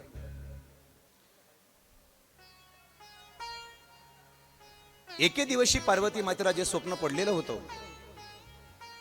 आणि सकाळी उठून ती जेव्हा आई वडिलाजवळ सांगते, मला तपश्चर्या करावी असं वाटतं, तुम्ही मला परवानगी द्या. आणि अशा वेळेला आई बाबांनी परवानगी दिली. चांगल्या कार्यासाठी सातत्याने आपण धावपळ करा. आणि पार्वती माता तपश्चर्येसाठी ज्या वेळेला निघालेल्या आहेत, पाठवा पार्वती मातेला. चला, तिच्या सख्या आणि पार्वती माता ज्या वेळेला आता अरण्यामध्ये जाणार आहे, तपश्चर्येसाठी निघालेले आहे. आणि निघत असताना त्या मातेने काय केलेलं आहे, कसली पूजा केलेली आहे, मी तर हे सांगेल. अजून महत्वाचं आहे, आपण मंदिरामध्ये जातो आणि पूजा करतो, नीट आहे का? पण पार्वती माता अशी एक सूचना देते या कथेतून सगळ्या महिलांना, सगळ्या मावल्यांना, की मंदिरामध्ये गेल्यानंतर जर देव प्रसन्न व्हावा असं वाटत असेल खऱ्या अर्थाने, तर जेवढे बेलाचे पान वाहून देव प्रसन्न होणार नाही तेवढं मंदिर स्वच्छ करून देव प्रसन्न होईल. हे फार महत्वाचं आहे. बरोबर आहे ना? हा. आता बरंचदा काय होतं, जर आपल्याला आपल्या घरातला कचरा आवडत नाही तर त्याला त्याच्या मंदिरातला कचरा कसा आवडेल सांगा ना. जर त्याला प्रसन्न करायचंय, हे आमच्या ठिकाणी विजय भाऊ आहे, पहा बरं, इतक्या वर्षापासून सातत्याने या ठिकाणची जी काही सेवा आहे, मी तर त्यांची कमाल, की सकाळी सुद्धा ते हजर असतात, सायंकाळी सुद्धा ते, दिवसभर सगळ्या त्या माऊली धावपळ करून या ठिकाणी हजर आहे. दाद दिली पाहिजे खरंच. एक स्वागत करा टाळी वाजून त्यांचं. का बरं? कारण मंदिरामध्ये नारळ फोडणारा भाविक नाही.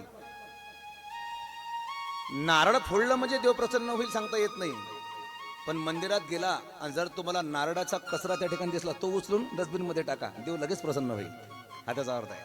पूजा करी अति थाट से, पानी चढ़ा फूलो चढ़ा, मंदिर से निकला हुआ गाली बके है बड़बड़ा. मंदिर में खूब प्रेम है पर जीव का दुश्मन है, और जाना नहीं सेवा धर्म यह व्यर्थ ही अभिमान है.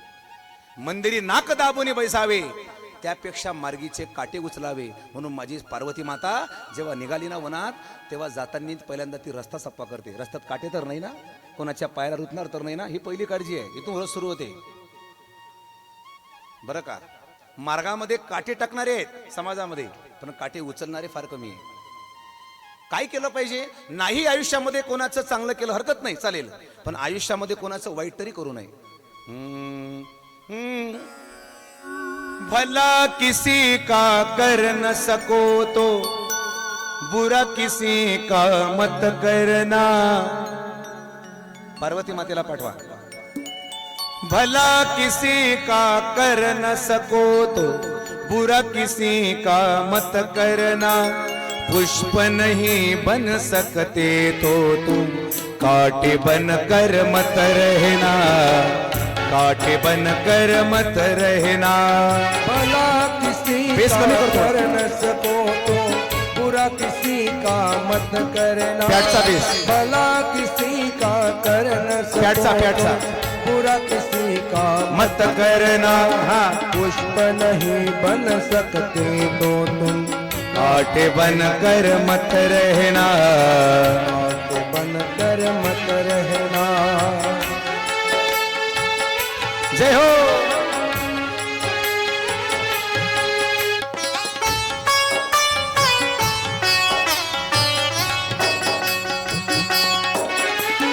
बन न सको भगवान अगर तुम कम से कम इंसान बनो. नहीं कभी शैतान बनो. चला, पार्वती माता निघालेले पूजा करण्यासाठी अरण्यामध्ये.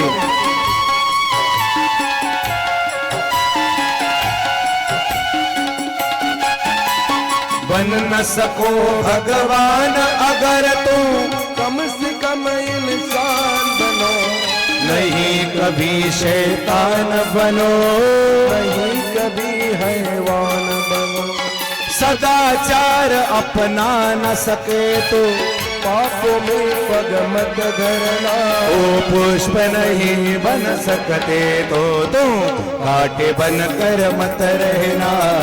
कांटे बन कर मत रहना. हो भला किसी का कर न सको तो बुरा किसी का मत करना. पुष्प नहीं बन सकते तो तुम कांटे बन कर मत रहना.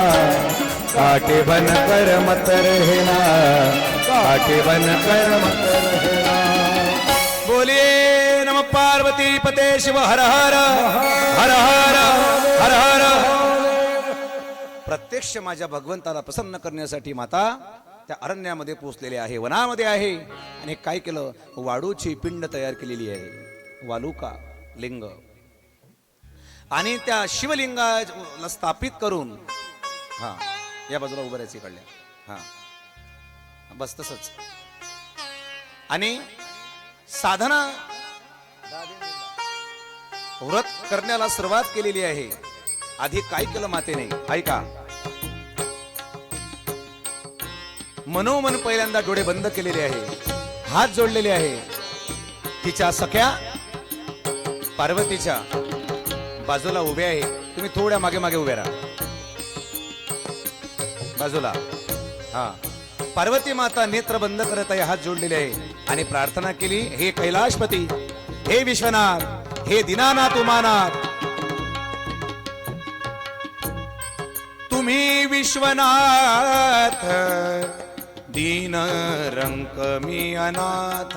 मी अनाथ आहे, तुम्ही विश्वाचे नाथ आहात. स्वामी काय करा, मी तुम्हाला शरण आलेली आहे. तुम्हाला प्रसन्न करण्यासाठी मी साधना करत आहे. पत्रम पुष्पम फलम तोयम योमे भक्त्या प्रयच्छति. आणि म्हणून तिने काय केलं, हातामध्ये जे काही सोबत वनस्पती आणलेल्या होत्या, बिल्वपत्र आहे का, हा बघा, पहिल्यांदा शिवलिंग आराधना करत असताना मनोमन प्रार्थना करत आहे. बिल्वम पत्र हातामध्ये घेतलेला आहे आणि भगवंताच्या शिवलिंगावर ते समर्पित करत आहे. पण तिला हे माहिती आहे, विष्णू देवाचं ध्यान केल्याशिवाय महादेव प्रसन्न होणार नाही. का? कारण या बेलाच्या पानामध्ये 3 देव सामावलेले आहे, ब्रह्मा विष्णू महेश. या 3ही देवाचं एकीकरण म्हणजे प्रत्यक्ष बिल्वम पत्र आहे. आणि म्हणून जो जगज्जनता आहे त्या भगवंताला बिल्वपत्र समर्पण केलं.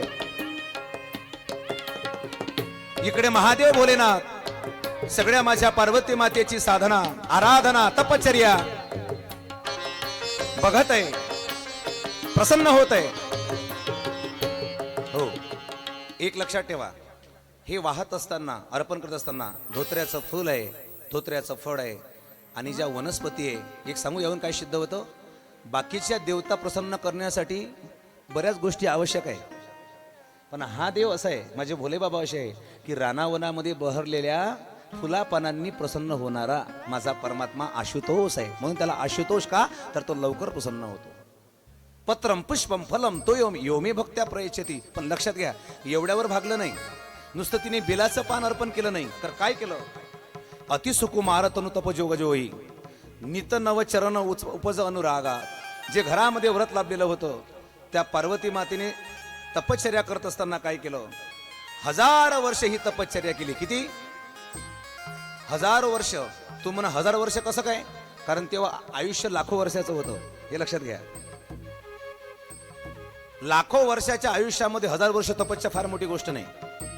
आता 100 वर्षाच्या आयुष्यामध्ये काही लोक असे की ज्यांची दोन तप झालेली आहे, 3 तप, म्हणजे 30 वर्ष ज्यांची साधना सुरू आहे. म्हणजे 100 वर्षाच्या वर्षात जर एवढे वर्ष आपण, तर लाखो वर्षामध्ये 1000 वर्ष फार मोठी गोष्ट नाही.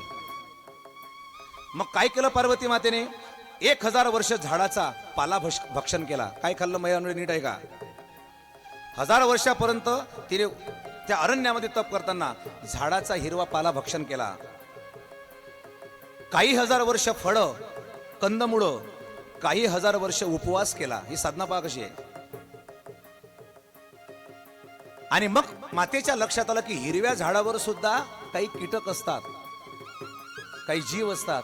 त्यांना खाल्ल्यामुळे काय होतं, त्यांचा जीव जातो, म्हणजे पूजेचं फळ मिळणार नाही. म्हणून काही दिवसपर्यंत वाढलेला पाला तिने भक्षण केला. एक सांगू तुम्हाला, देवाला प्रसन्न करणं सोपं नाहीच, भक्ती सोपी नाहीच. नाही, भक्ती अशी कठीण 16 वेळ पोळी, आणि आपण त्याच्यामध्ये उतरू शकत नाही. का? अरे पार्वती मातेने भूक जर लागली तर तिने पाला खाल्लेला होता. आपण तर हा साबुदाण्याची खिचडी असेल, काजू असतील, काय असेल, आपलं आपल्याला माहिती, जाऊ द्या, हरकत नाही. पण ही सगळी साधना या ठिकाणी सुरू आहे. आणि आमची माता काय म्हणते,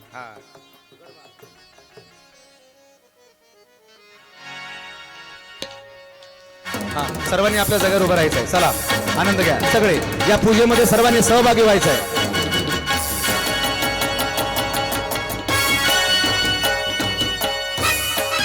चला,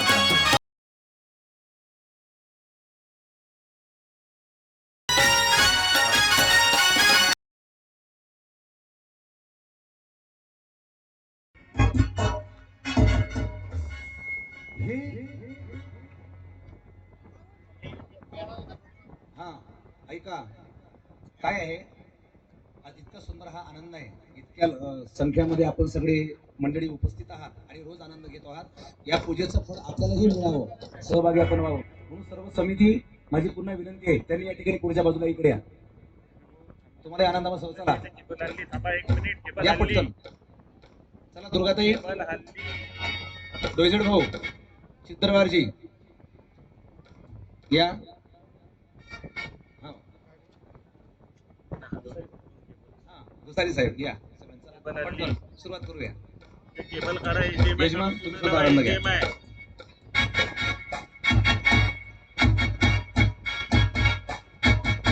मातेची साधना सुरू आहे, भगवंताला प्रसन्न करत आहे. चला सर्वांनी गोल ग्रुप करू शकता महिला मंडळी इकडले.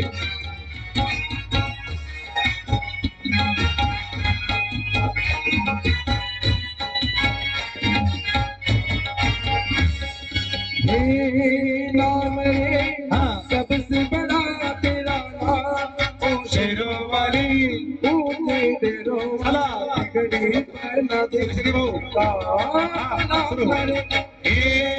नाम रे सबसे बड़ा मंडळी आनंद घ्या.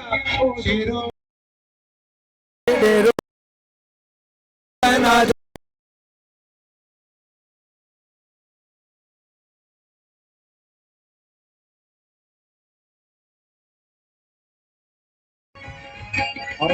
कमी करून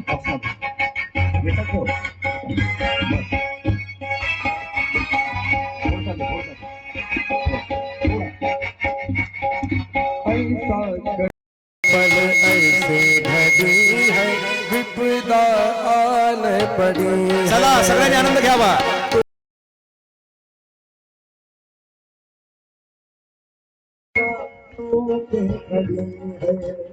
मेरा जीवन बड़ा गंगा, ओ शेरों वाली तेरो वाली गड़ी बना दे मेरे काम नाम रे नाम रे सबसे बड़ा. सगळे मंडळी सब करूया. हो तेरो वाली बिगड़ी बना दे मेरे काम नाम रे.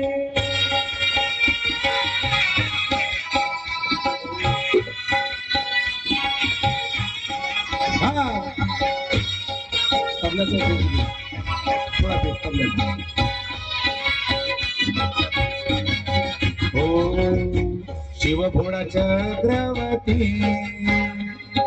त्याचे पाय माझे चित्ती. जय हो शिव भोळा चक्रवर्ती त्याचे पाय माझे चित्ती. उभे राहू नका समोरची मंडळी. हा आनंद घ्या, नाही तर बंद करतो मग, नाही तर कथेकडे पुन्हा वापस येतो. चला चला इकडले सगळ्यांनी.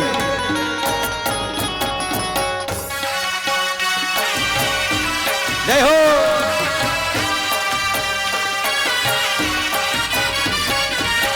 वाचे वदता शिव नाम दयान बाधी क्रोध काम.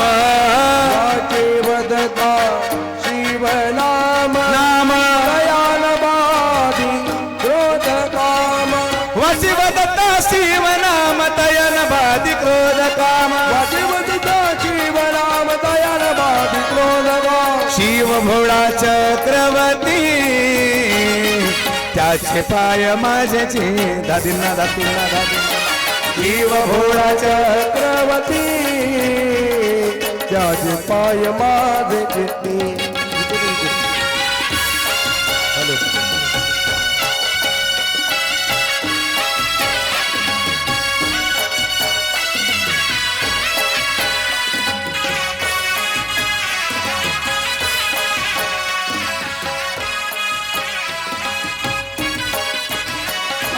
चिक मोत्याची माळ होती गतीस तोळ्याची ग.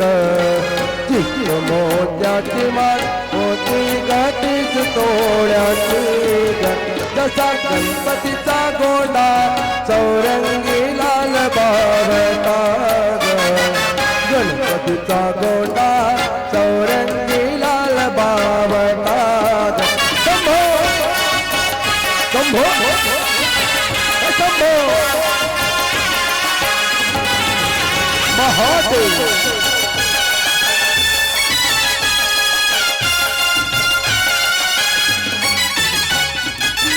जीना जीना जीना रे उड़ा गुलाल माई तेरी जोन रे या लहराए जीना जीना रे उड़ा गुलाल माई तेरी जोन रे या लहराए रंग तेरी प्रीत का रंग तेरी जीत का रंग तेरी प्रीत का है माई माई माई रंग तेरी जीत का रंग तेरी प्रीत का माई तेरी जो नरिया लहरा जब जब मुझ पे उठा सवार माई तेरी जो नरिया लहरा हाँ जीना जीना रे उड़ा गुलाल माई तेरी जो नरिया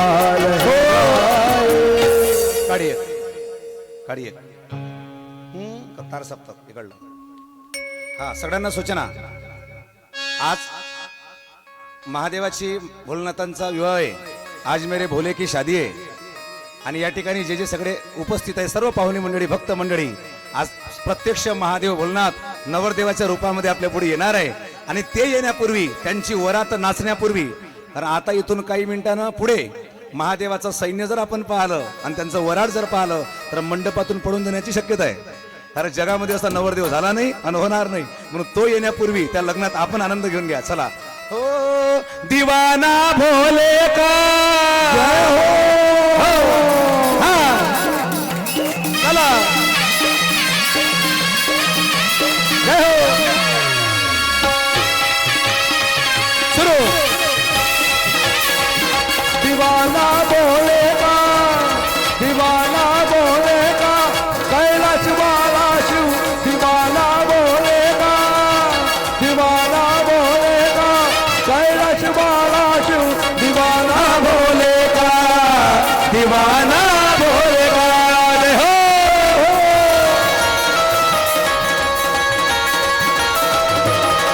जय भोले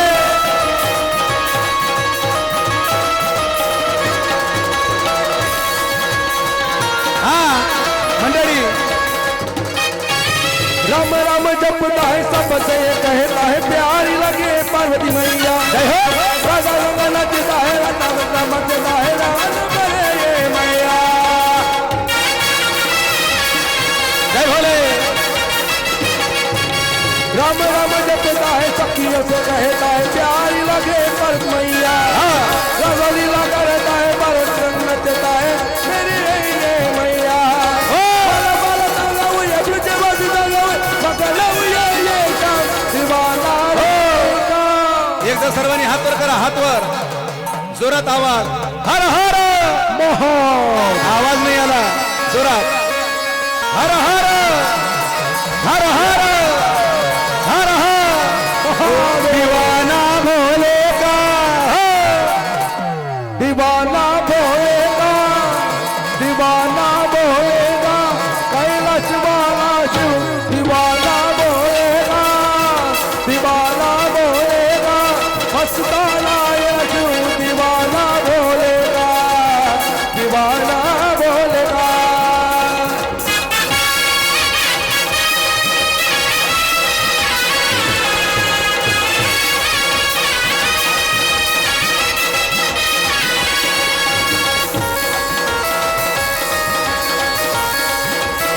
जय भोले शेवटचे 2 मिनिटं बाकी राहिले पटकन आनंद घ्या मैया जी हैरान हुई गया परेशान हुई जीव हुए मेरे बेकाबू सोच रहे पार्वती सब मेरी कौन बदी किसने किया ये जादू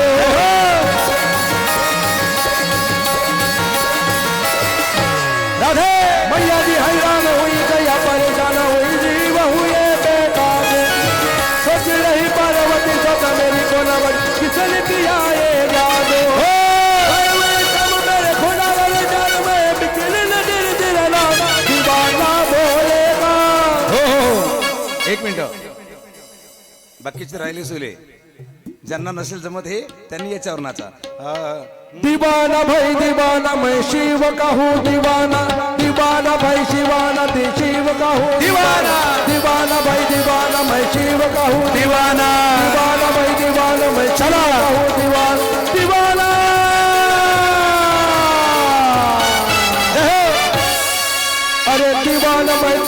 श्रीराम कमय दीवाना दीवाना भाई दीवाना श्रीराम कमय दीवाना दीवाना भाई दीवाना मैं ओम शिवाय नमस्तुभ्यं.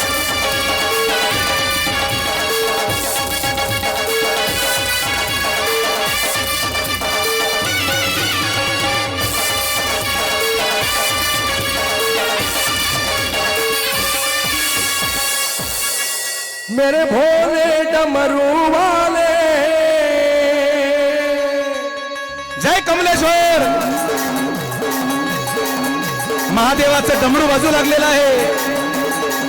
मेरे भोले डमरू वाले कैसे डम डम डम डम डम डम डम डम डम डम. तेरी भंगिया हर दम घोटू जय हो. तेरे हाथ हो गए काले तेरी मुझे ना तुम बदनाम करो चाहे पियो न मेरी ना कोई काम करो भोले डमरू वाले भोलेनाथ. जय हो.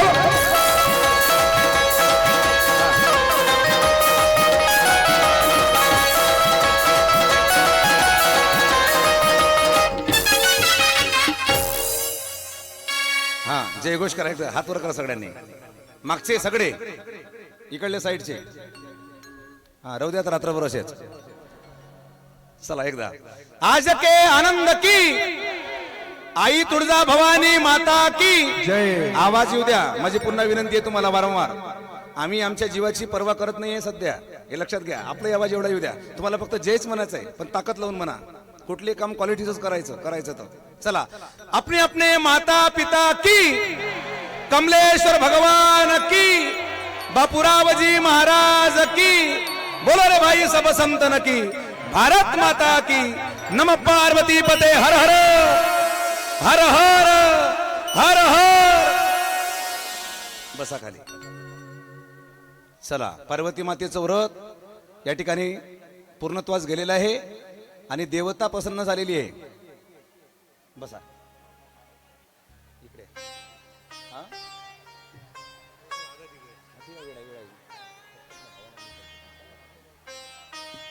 हा वेळ आहे ना. हा यांना पाठवून द्या. ठीक आहे. चला, या ठिकाणी आपण पूजा, मातेचं व्रत, तपश्चर्या करत असताना भगवंताचं निर्गुण रूपातलं ध्यान सगुण रूपामध्ये यावं, म्हणजे आपला परिवार कसा आदर्श व्हावा. शांत राहा. पटकन सगळ्यांनी शांत बसा. आपण पूर्ण उत्तरार्धामध्ये जात आहोत, दुसऱ्या टप्प्यामध्ये. पार्वतीच्या सेवेला जेव्हा आरंभ झालेला आहे, साधना पूर्ण झाली, भगवंत प्रसन्न झाले आणि आता महादेवाला असं वाटलं की जर पार्वती माता एवढं व्रत करू शकते तर मग माझंही कर्तव्य आहे, तिला मिळवण्यासाठी मीही व्रत केलं पाहिजे. एकमेका सहाय्य करू आणि अवघे धरू सुपंत. नातं हे एका बाजून टिकत नसतं. नातं ही दोन्ही बाजूनं जर पूर्णत्वास न्यायचं असेल तर दोघांची अटॅचमेंट ही प्रेमाची पाहिजे. माझे महादेव भोलेनाथ आता हिमालयाच्या पायथ्याशी तपश्चर्या करण्यासाठी आले आणि हिमालयाला असं वाटलं की आज भोलेनाथ हिमालयाच्या पायथ्याशी आले, म्हणून हिमालय राजा, पर्वत राजा महादेवाची भेट घेण्यासाठी, दर्शन घेण्यासाठी त्या पर्वतापर्यंत पोहोचलेले आहेत. देवादिदेव महादेव भोलेनाथ सोबत नंदी आहेत, शृंगी भृंगी आहेत. आणि आता माझा महादेव सदाशिव एकांतवास कुठेतरी अपेक्षित आहे. साधना ही एकांतवासामध्ये घडत असते. तुका म्हणे आम्हा एकांताचा वास, म्हणून जगद्गुरु तुकाराम महाराज भंडारा डोंगरावर जायचे आणि अभंग लिहायचे. वृक्षवल्ली आम्हा सोयरे वनचरे, पक्षीही सुस्वरे आडविती. आणि अशी चाललेली ही सातत्याने साधना. आता पार्वती मातेची सेवा आटोपल्यानंतर भगवान भोलेनाथ या ठिकाणी तपश्चर्या करत आहे आणि पर्वताला माहीत झालं की महादेव आले, निघाले. भगवंताचं दर्शन घेतलं आणि तोपर्यंत इकडे काय घडलं, तारकासूर नावाचा एक राक्षस आता या देवतेला त्रास देण्यासाठी या पृथ्वी तलावर येणार आहे. मी तुम्हाला ते सांगितलं, 3 प्रकारचे लोक या जगात आहे, तमोगुणी, रजोगुणी आणि सत्वगुणी. तारकासूर हा देवाला त्रास देणारा. आणि आता इकडे पार्वती मातेची भगवंताची साधना तपश्चर्या पूर्णत्वास जात आहे, पण इकडे वज्रांग आणि वारंगी यांच्या वीर्यापासून तारकासुराचा जन्म झालेला आहे. तारकासुराचा जन्म होताच तारकासुराचा जन्म होतात. विश्वामध्ये मोठी खळबळ माजली. ऐका, चहूकडे उपद्रव होऊ लागले, उल्कापात घडू लागले. आपल्या घरट्यामधले पक्षी जे निवांत होते ते आता घाबरले. नदीचं पाणी वाहता वाहता हे स्थिर झालं. समुद्र खडबडले. निसर्गामध्ये भूकंप होण्याची शक्यता. आणि त्या बाळकाच्या जन्म झाल्याबरोबर अख्ख्या निसर्गामध्ये वातावरण दूषित झालं. सगळी देवता घाबरली. देवपूजेला जर करायला जायचं तर तो तारकासूर देवपूजा करू देत नाही. धर्माच्या विरोधामध्ये धर्माला त्रास देणारा राक्षस वृत्तीचा. आणि म्हणून त्याने एका पायावर तपश्चर्या केली आणि ब्रह्मदेवाला प्रसन्न केलं. दोन्ही हात त्याने वर केलेले आहे, सारखा सूर्याकडे पाहत आहे. एक लक्षात घ्या, त्याने सुद्धा तेवढं कठीण तप केलं. पण काही लोकांचं तप लोकांना त्रास देण्यासाठीच असतं. अख्खं आयुष्य काही लोक घालतात कशासाठी? म्हणजे हे बघा, मला एक गोष्ट आठवली. इथे तारकासूरला सहन झालं नाही. बऱ्याच लोकांना, काही लोकांचं सहन होत नाही म्हणून ते काय करतात, सातत्याने अडचणी आणतात. बऱ्याच लोकांचं पोट दुखत असते. कसं? एक डॉक्टरकडे गेला आणि डॉक्टरांना म्हणा, डॉक्टर साहेब माझं फार पोट दुखत आहे. म्हणे किती दिवसापासून? म्हणे शेजारच्याने ट्रॅक्टर घेतला तेव्हापासून. कधीपासून? शेजारच्याने ट्रॅक्टर घेतला त्या दिवसपासून. मग डॉक्टर हुशार होता, डॉक्टरनं औषध दिलं. वास्तविकता या गोष्टीवर कोणतंच औषध नाही, पण डॉक्टर हुशार होता, डॉक्टरने औषध दिलं. डॉक्टर म्हणतात तुझं पोट बसते, फक्त त्याचा ट्रॅक्टर पलटी झाला पाहिजे. काय म्हटलं मी? त्याचा ट्रॅक्टर पलटी झाला का तुझं पोट बसलं. तारकासूर असाच होता. त्यांच्या धर्मामध्ये व्यत्यय आणला की आपलं बरं झालं. काही धर्माच्या विरुद्ध जाणारे लोक तेव्हाही होते ना आजही आहे. मी नेहमी सांगत असतो, चांगल्या माणसाला तेव्हाही त्रास होता, आजही आहे आणि उद्याही राहणार आहे. आता काय झालं, हे जे लोक होते ना आता त्रास देत आहे धर्माच्या विरोधात, हे तेव्हाही होते. ते मेले पण आडनाव बदलून पुन्हा जन्माला आले. त्यांचं फक्त आडनाव बदललं, कामं तेच आहे, त्रास देणे इतरांना, बरं का. पण अशाही परिस्थितीमध्ये हा तारकासूर जो मातलेला आहे, त्याला वाटलं या जगामध्ये माझ्या एवढा बलवान कोणी नाही, मला कोण मारेल. का? कारण ब्रह्मदेवाला त्याने वर मागितले होते. काय? पहिला वर, माझ्या एवढा बलवान या जगात कोणी असू नये. आणि दुसरं, मला युद्धामध्ये जर हरवायचं असेल तर फक्त शिवाचा पुत्रच हरवेल, त्याचं नाव कार्तिक. वरपा कसा होता? शिवपुत्रापासून माझा मृत्यू व्हावा, कार्तिक पासून. ब्रह्मदेवाने, कारण तपश्चर्या केल्यावर ब्रह्मदेवाला नाईलाजाने द्यावं लागलं आणि वर दिले. तारकासूरला वाटलं आता मी अमर झालो, आता मला कोणी मारू शकत नाही. बघता बघता बघता थैमान मातलेला आहे. देवाच्या मूर्त्या उपडल्या जाऊ लागल्या. या महाराष्ट्रात सुद्धा असं घडलं, ऐका, की तब्बल 350 वर्ष महाराष्ट्र अंधारामध्ये साचपडत होता. काय झालं? देवाचे मंदिरं पाडले जात होती. धर्माला ग्रहण लागलेलं आहे. सामान्य माणसाला जीवन जगणं कठीण झालं आणि बघता बघता स्त्रियांच्या आबरू वेश्येला टांगल्या गेल्या. जीवन जगणं असह्य, लोक मरू लागले. आणि मग अशा वेळेला माझ्या देवाने वरून डोकावून पाहिलं. त्यांनी विचार केला की या महाराष्ट्रामध्ये आता सध्या लोक वाचवण्याची गरज आहे आणि म्हणून या भारताच्या मातीत माझ्या भगवंताने वरून श्वास टाकला आणि माता जगदंबेनं ती प्रतिज्ञा धारण केली. आणि त्याच वेळेला या भारताच्या मातीमध्ये या सर्वांना वाचवण्यासाठी हिंदवी स्वराज्य टिकावं म्हणून भवानी मातेने शिवरायांच्या कुळामध्ये जिजाऊ मातेच्या माध्यमातून एक पुत्र पाठवला. तो राजा म्हणजे कोण आहे तर वीर शिवाजी. बोला छत्रपती शिवाजी महाराज की. एकच राजा इथे जन्मला शिवनेरी किल्ल्यावर.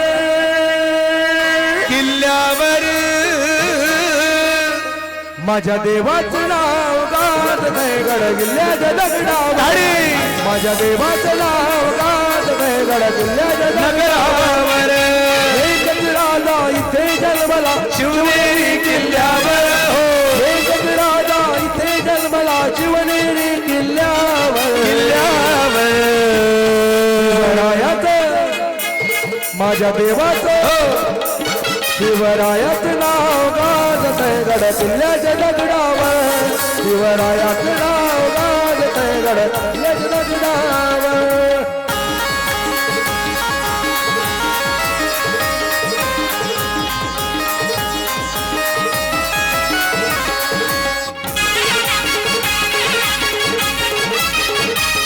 जय हो. सुंदर स्वराज्य निर्माण केली तलवारीच्या धारेवर हो तलवारीच्या धारेवर तलवारीच्या सगळ्यांनी म्हणा रयतेसाठी वार झेलले आपुल्या निदळ्या छातीवर हो आपुल्या निदळ्या छातीवर आपुल्या निदळ्या छातीवर प्राणपणाने लढले मावळे भरोसाच्या राजावर हो प्राणपणाने लढले मावळे भरोसाच्या राजावर नाव गाजतंय गड किल्ल्याच्या दगडावर जय हो. शिवरायाचं नाव गाजतंय गड किल्ल्याच्या दगडावर एकच राजा इथे जन्मला एकच राजा इथे जन्मला शिवनेरी किल्ल्यावर शिवनेरी किल्ल्यावर बोला छत्रपती शिवाजी महाराज की. आवाज येऊ द्या. कारण छत्रपती शिवाजी महाराज जर नसते तर आज आपण मंडपात नसतो का. कारण त्यांचाही नारा होता जगदंब जगदंब जगदंब आणि त्यांचे मावडे म्हणायचे हर हर महादेव हर हर हर हर. हो माझ्या राजाचं नाव गाजतंय गड किल्ल्याच्या दगडावर माझ्या राजाचं नाव गाजतंय गड किल्ल्याच्या दगडावर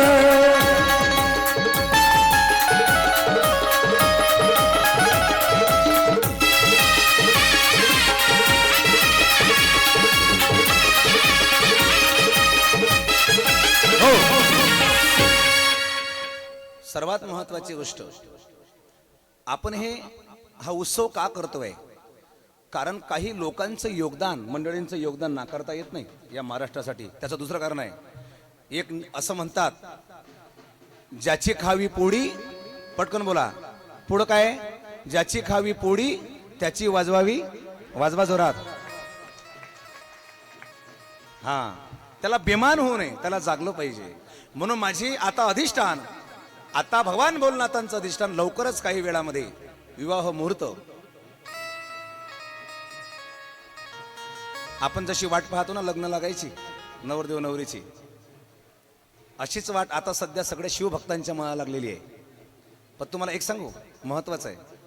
आता सध्या लग्नाचा कालावधी 2026 मध्ये लग्नाची वेळ ऐका तालावर राहिली नाही. सकाळी 9 वाजताचं लग्न असते. तुमच्याकडे किती वाजता लागते यवतमाळ जिल्हा. हा 2 लवकर लागते. मग आमच्याकडे 3:30 वाजता लागते बरं का. आणि काय दुर्दैव सांगू तुम्हाला ते लग्नासाठी जे पाहुणे आलेत ना ते वाट पाहतात. आणि मग काय झालं की लग्नाला इतका उशीर मग सगळे म्हणतात पटकन मंगलाष्टक म्हणा. आणि त्या अक्षदा असतात ना अक्षदा ह्यांना लागल्या असतात भुका. इतक्या जोरात फेकून मारतात काही लोक नवरदेवाला. पहिल्याच दणक्यामध्ये अक्षदा समाप्त. मग खालची उचलते दुसऱ्या वेळेस दुसऱ्या मंगलाष्टकाला. काय झालं एक महत्वाचं सांगतो. मला एकाने विचारलं की लग्न लावत असताना पंचांगमधून तिथी का काढायची. त्याचं उत्तर आहे का सगळ्यांनी. लग्न लावायचं असेल तर मुहूर्त का महत्वाचा आहे त्याचं मूळ कारण आहे का. शास्त्र कधी खोटं बोलत नाही. उत्तर आहे का. शास्त्राचा पुरावा आहे. तुमच्याकडे 2 किती होतात. आमच्याकडे 4 होतात. तुमच्याकडे 4. नागपुरात किती होत असतील 2 4. चंद्रपूरला 4. वाशिमला अख्ख्या महाराष्ट्रात फिरा 4. अख्ख्या भारतात फिरा किती उत्तर आहे 4. हे सांगितलं शास्त्राने. शास्त्र जे म्हणून ते म्हणावं लागतं. पावणे 4 होत नाही 4च होतात. हां कदाचित लिहिण्याची पद्धती बदलेल लँग्वेज चेंज होईल लिपी बदलेल पण अंक 4च येईल. आता पंचांग ज्योतिष्य शास्त्र आहे ते किती महत्वाचं आहे पहा. त्यामध्ये मुहूर्त लिहिलं असतं की या तारखेला या मुहूर्तावर सकाळी 9:15 या लग्नाचंही विधी मुहूर्त आहे. त्या विधीला ते लग्न लागलं पाहिजे. त्याचं कारण सांगतो काय आहे. कारण त्याचं कारण असं आहे की त्या तारखेला जे योग आहे जे ग्रह आहेत ऐका ते प्रसन्न आहेत. आणि त्या ग्रहामध्ये त्या वेळेस जर ते लग्न लागलं तर वधूवरांना विशेष आशीर्वाद मिळतो. आता नीट आहे का, 9:15 वाजेपर्यंत ती वेळ आहे. मग काय होते, त्या लग्न मंडपामध्ये गणपती, सरस्वती आणि लक्ष्मी तिघे हजर असतात. कुठपर्यंत, पटकन बोला, कुठपर्यंत, 9:15 वाजेपर्यंत. जर त्या वेळेत ते लग्न लागलं तर गणपती माताच्या माध्यमातून त्या कुळामध्ये असा पुत्र जन्माला येतो की जो प्रत्यक्ष शिवभक्त होईल, अन्यथा विद्वान होईल. ही कृपा असते गणपती बाप्पाची. पहिला आशीर्वाद, माना अथवा नका म्हणू, वेळेचं महत्व सांगतोय.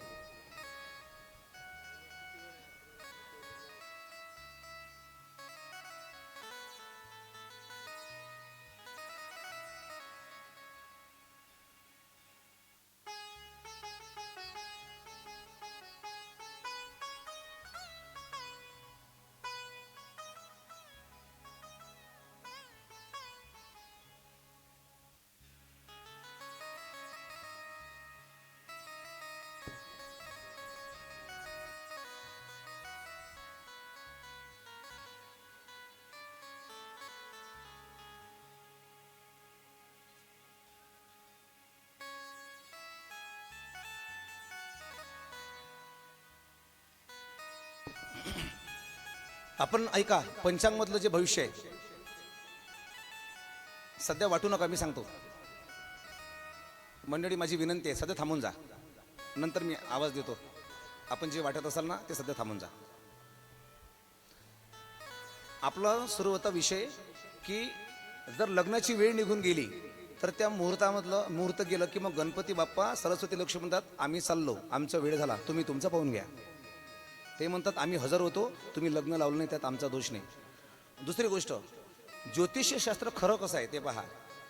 ते पंचांग सांगत असतं की 2026 मध्ये या महिन्यामध्ये या तारखेला सूर्यग्रहण आहे, एवढ्या वाजून एवढ्या मिनिटाने. समजा इथून 6 महिन्यांचं सूर्यग्रहण असेल तर पंचांगमध्ये आजच समजते की येत्या डिसेंबर महिन्यामध्ये 23 तारखेला सूर्यग्रहण लागणार आहे दुपारी 2:25. तर बरोबर त्याच तारखेला त्याच महिन्यामध्ये सूर्यग्रहण सुरू होते. पंचांगने आज सांगितलं, मग पंचांग खोटं कसं काय?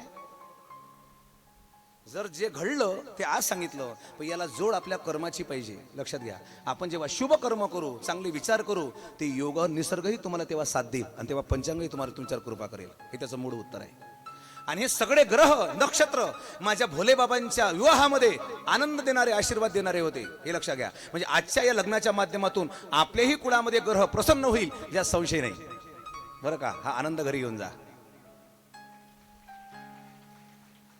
बरं का. तिकडे मागच्या टाळीचा आवाज आला नाही, वा, धन्यवाद. म्हणजे असं म्हणतात, चाय में प्याली को, भोजन में थाली को, बगीचे में माली को, ससुराल में कोण म्हटलं साली को, और कीर्तन में ताली को बड़ा महत्व रहता है, जब अच्छा लगे तब बजा देना. आता मन प्रसन्न होईल. खूप महत्वाचं असतं. का वाजवायची टाळी? 2 कारण आहेत. जे आपलं ब्लड आहे ना, हे सर्क्युलेशन, हे सगळे जॉईंट इथं आहे पहा हातामध्ये, त्यानिमित्ताने एक आपलं ब्लड जे आहे सर्क्युलेशन व्यवस्थित राहील, आरोग्य चांगलं राहील. आणि दुसरं, टाळी का वाजवायची? दुसरं कारण सांगितलं नाही पण सांगून देतो. मागच्या महिला मंडळी चेअरवर बसलेले सगळे आहे का, टाळी का वाजवायची प्रवचनात, भजन का म्हणायचं आणि टाळी का? त्याचं दुसरं कारण, समजा आपल्या पुढे एखादी बाई बसली असन आणि ते जर टाळी वाजवत नसन तर आपण जोर्यानं वाजवायची आणि आपलं पाप तिच्या अंगावर घेऊन जाय, नाही का? असंही योग आहे. पण हरकत नाही. आपण काय करा, सातत्याने आता भगवंताच्या विवाहाकडे वळूया. अगदी काही वेळामध्येच आमचे आता भोलेनाथ विराजमान होणार आहे नंदीवर. आणि सोबत जी वरात निघालेली आहे तशी वरात तुम्ही आतापर्यंत जगात पाहिली नसेल, कोणत्याच लग्नात पाहिली नसेल. हा, बरेच नाचतात आणि त्यांनाही महादेवाचं वरच आहे. हे जे नाचणारे लग्नात हे का बरं नाचतात त्याचं कारण सांगतो. महादेवाने त्यांना वर दिला तेव्हा, केव्हा की जेव्हा लग्नाला उशीर झाला होता, मग महादेव म्हणाले आता पटकन चला. मग बाकीचे नाराज झाले, महादेवाचं सैन्य वराड. ते म्हणले देवा आमची इच्छा होती नाचायची, आम्ही नाराज झालो. महादेव म्हणाले काळजी करू नका, निराश होऊ नका, कलियुगात जे जे लग्न लागतील पहिल्यांदा भूत नाचेल मगच लागतील, बरं का. हे सगळे भूत नाचत असतात. विवाह फार सुंदर आहे. वैवाहिक जीवन कसं असावं, ग्रामगीता नावाचा ग्रंथ आहे, याच्यामध्ये अध्याय आहे विवाह संस्कार कशाला म्हणतात. भारतीय संस्कृतीमध्ये त्या विचाराची गरज आहे. विवाह हा संस्कार 16 संस्कारामधला एक आहे. त्याचं महत्व सर्वात श्रेष्ठ आहे. आणि आता तेच कोलमडलं. सांगू तुम्हाला, पूर्वीचा काळ होता.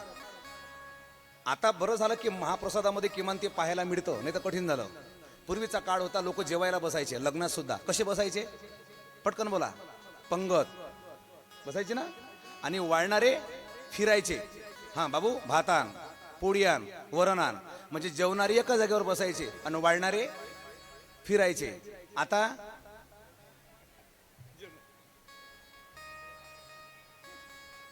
आता वाळणारे एका जागेवर आणि जेवणारे भात देन वरण दे.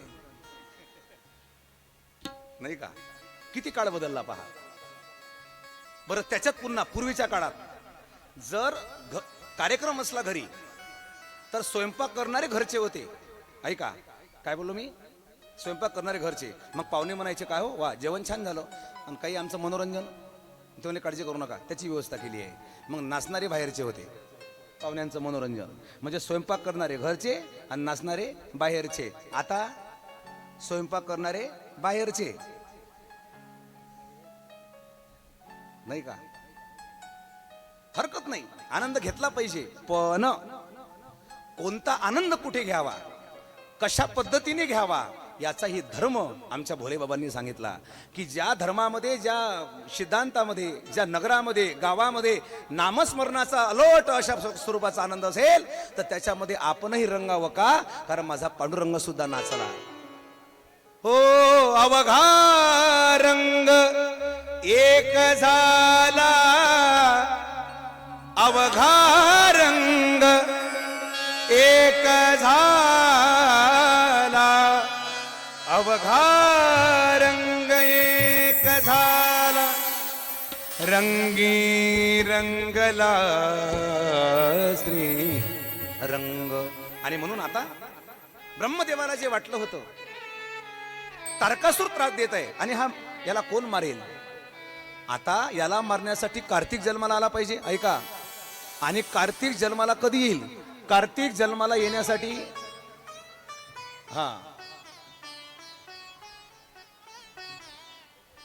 जेवण वगैरे केलं तुम्ही पहिले? कारण महादेवाची वरात आता काहीच वेळात येणार आहे. आणि अलोट जमलेली ही सगळी आपण गर्दी, या लग्नाचं एक सुंदर अधिष्ठान. माझे भोले बाबा किती प्रसन्न असतील आज. आणि काय म्हणतील भोले बाबा? ब्रह्मदेवाला वाटलं की तारकासूर मरण्यासाठी कार्तिक पहिले जन्माला आला पाहिजे. आणि कार्तिक जन्माला येण्यासाठी पहिल्यांदा महादेवाने विवाह केला पाहिजे. म्हणजे पहिल्यांदा महादेव विवाह करतील, मग त्यांना पुत्र होईल, आणि मग कार्तिक मोठा होईल, आणि मग मोठा झाल्यानंतर तारकासुराचा वध. बापरे, एवढं मोठं कधी होईल? इतका मोठा उपक्रम. काळजी करू नका, 10 वाजेपर्यंत 10:15 पर्यंत थांबेल. आपण त्या टप्प्यात आता आहो. काही क्षणात शेवटी ब्रह्मदेवाने प्रार्थना केली, विष्णुदेवाकडे आले. आणि विष्णुदेव आणि ब्रह्मदेव 33 कोटी देवांगण महादेवाकडे जातात आणि त्यांची प्रार्थना करतात. हे भोले हो, हे भोले शंकर पधारो. टाळी. महादेवाची प्रार्थना देवांगण करत आहे.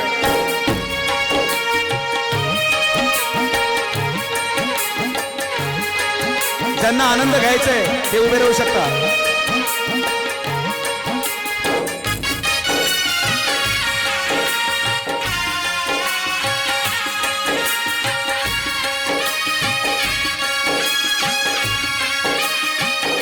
ये भोले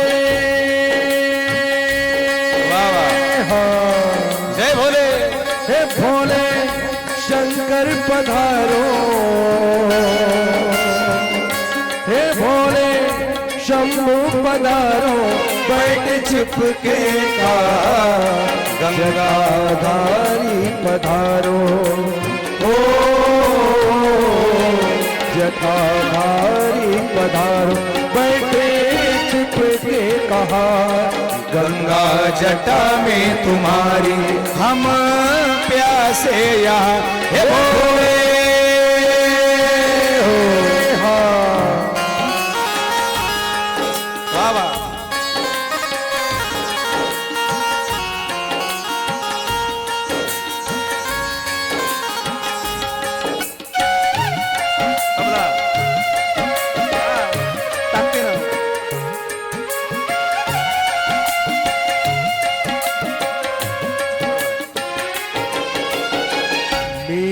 तपस्या का फल चाहे ले गंगा जल अब अपने भक्तों को दे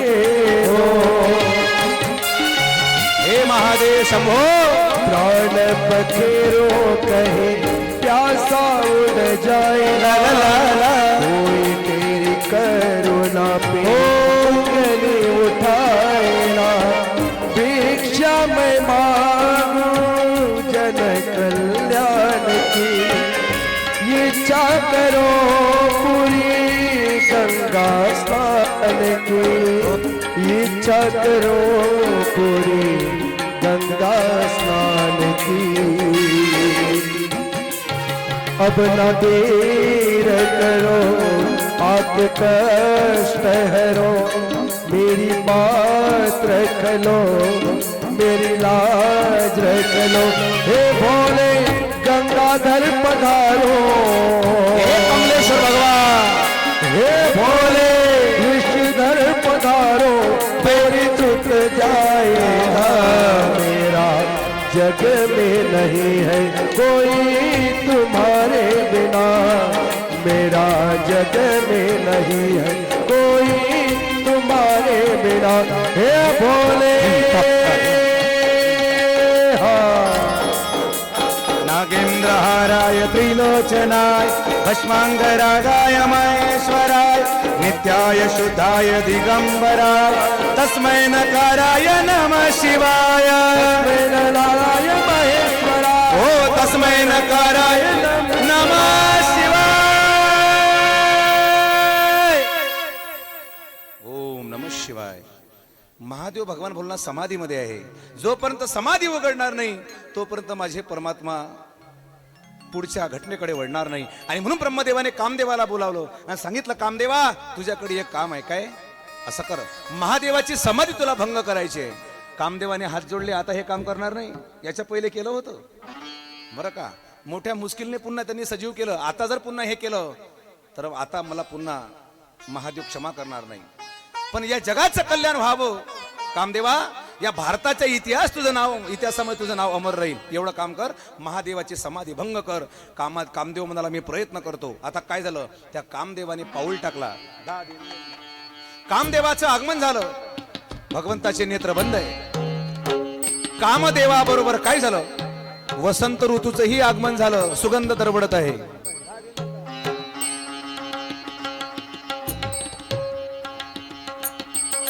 अख्ख्या रानावनामधल्या फुलं बहरून गेले. निसर्गामध्ये आनंद झाला. नद्या वाहू लागल्या. हरणाचे कळप उड्या मारू लागले. झाडावरचे फुलं बहरून गेली. नदीचं पाणी अति आनंदाने उसळू लागलं. मोर नाचू लागली. इंद्रधनुष्याचे रंग आकाशामध्ये दिसू लागले का कारण वसंत ऋतूचं आगमन झाल्यानंतर निसर्गात बदल होतो. आणि कामदेव भगवान महादेवाची समाधी भंग करावी यासाठी झाडाच्या आड लपून बसला. डोळे बंद आहे माझ्या महादेवाचे भोलेनाथाचे. आणि काय केलं बाजे वाजू लागले. शंख वाजू लागले. नाद होऊ लागले. अप्सरा नाचू लागल्या. त्यांच्या पायाला घुंगर बांधलेली आहे. महादेवाच्या समाधीजवळ ध्यान समाधीजवळ सगळं होऊ लागलं. अख्ख्या निसर्ग सुद्धा कामदेवाच्या माध्यमातून समाधी भंग व्हावी सगळे सुसज्ज झाले. पण याचा परिणाम मात्र माझ्या भोलेनाथावर होत नाही. आणखी अप्सरा नाचू लागली. कामदेव म्हणतात बजाव बजाव. आणखी लय वाढली. घुंगराचा आवाज वाढला. अप्सरा गोल फिरू लागल्या. मोर पुन्हा नाचू लागले. एवढं करून सुद्धा फायदा नाही. कामदेव नाराज झाला आणि काय म्हणतो रुक जाव. मी तिकडलं वातावरण तो कामदेव सुद्धा म्हणतात थांबा. एवढं करून सुद्धा फायदा होत आहे. आणि आता कामदेव झाडाच्या आड गेला. बाण घेतला पुष्पाचा ज्याच्यावर सुगंध दरवळत आहे. थंडगार स्वच्छ निसर्गाची हवा आहे. प्रसन्न वातावरण आहे. सुगंध दरवळत आहे. आणि अशा वेळेला झाडाच्या आड तो लपून बसला का तिसरा डोळा जर उघडला आणि जर मला भस्म केलं तर सांगता येत नाही. म्हणून जारण हर्षण रोचन आणि अशा ना प्रकारचे सुगंधाचे बाण ज्यावेळेला धाडकन त्या कामदेवाने सोडले ते भगवंताच्या छातीवर जाऊन आदळले आणि छातीवर बाण आदळल्यामुळे भगवंताची समाधी भंग झाली. माझ्या महादेवाने डोळे उघडले पण मात्र बाकीच्या देवतांना आनंद झाला. सर्वांनी टाळी वाजवा का? अरे आता पुढचं कार्य घडणार. इको कमी. आता भगवान पार्वतीशी विवाह करणार. नंतर तारकासूर नावाचा दैत्य मारण्यासाठी कार्तिक जन्माला येणार. पण अशा वेळेला माझ्या बोलण्यात तिसरा नेत्र उघडला आणि कामदेवाला जाळून भस्म करून टाकलं. पण कामदेवाची पत्नी रती विलाप करते, स्वामी माझा पती मला जिवंत करून द्या. भगवंत म्हणले या युगात तर नाही, पण द्वापार युगामध्ये तुझा पती मदन म्हणजे श्रीकृष्णाचा पुत्र प्रद्युम्न म्हणून त्याची ओळख अवघ्या सगळ्या ठिकाणी प्रत्येकाच्या घराघरापर्यंत या महाभारताच्या माध्यमातून ऐकायला मिळेल. हे भगवंताचं वरदान आहे बरं का. आणि त्यावेळेला तुझा पती तुला परत मिळेल. आता समाधी भंग झाली आणि लगेच ब्रह्मदेव विष्णुदेव थरथर कापत आले. का? कारण आता समाधी तर भंग झाली आणि ब्रह्मदेवाला वाटलं आता काय होतं कोण जाणे. पण ब्रह्मदेव विष्णुदेव सगळे इंद्र चंद्र किन्नर गंधर्व एका रांगेत उभे राहिले आणि महादेवाने विचारलं किम प्रयोजन, कसे काय आलात? काय म्हणले ब्रह्मदेव विष्णुदेव, प्रभू खूप दिवस झाले म्हणे बँड बाजाचा आवाज ऐकू आला नाही, आतापर्यंत सध्या कोणाचं लग्न झालं नाही आणि आम्ही सध्या नाचण्यासाठी उत्सुक आहोत. आम्हाला असं वाटतं, आमची प्रार्थना आहे काय तुम्ही पार्वती मातेचा स्वीकार करावा, पाणीग्रहण करावं. भगवंत म्हणले हे माझ्याकडून होणार नाही. का? कारण माझी दिगंबर अवस्था आहे. मी या अवतारामध्ये अखंड अशा प्रकारचा संन्यासी ब्रह्मचारी आहे. पण तरी ब्रह्मदेव म्हणतात जगाचं कल्याण व्हावं, तारकासूर नावाचा दैत्य मारण्यासाठी जोपर्यंत कार्तिक जन्माला येणार नाही तोपर्यंत आम्ही मुक्त होणार नाही. प्रभू आमच्यावर दया करा. आणि आता भगवंताने होकार दिला आणि आता टाळ्यांचा कळकळाट सुरू झाला. का? कारण देवांगरांना वाटलं आता महादेव सजणार आणि आता घोड्यावर, आता नवरदेव घोड्यावर बसतात. पण मात्र माझे महादेव असे आहेत की लग्नासाठी जेव्हा होकार दिला नंदीलाही आनंद झाला. का? कारण माझे भोले बाबा रोज बसायचे. पण आजचा शृंगार वेगळा असेल. नवरदेवाचं सजणं वेगळं आहे. बाकीच्या नवरदेवाच्या गळ्यामध्ये सोन्याचं लॉकेट असते, बरोबर आहे, सोन्याची चेन. आणि या देवाच्या गळ्यात, या नवरदेवाच्या गळ्यात काय आहे? पटकन सांगा. हा हा त्याला पाहून असा कोणताच नवरदेव म्हणणार नाही की त्याच्या गळ्यातलं मला द्या. बरं का? कोणती पत्नी सुद्धा म्हणणार नाही.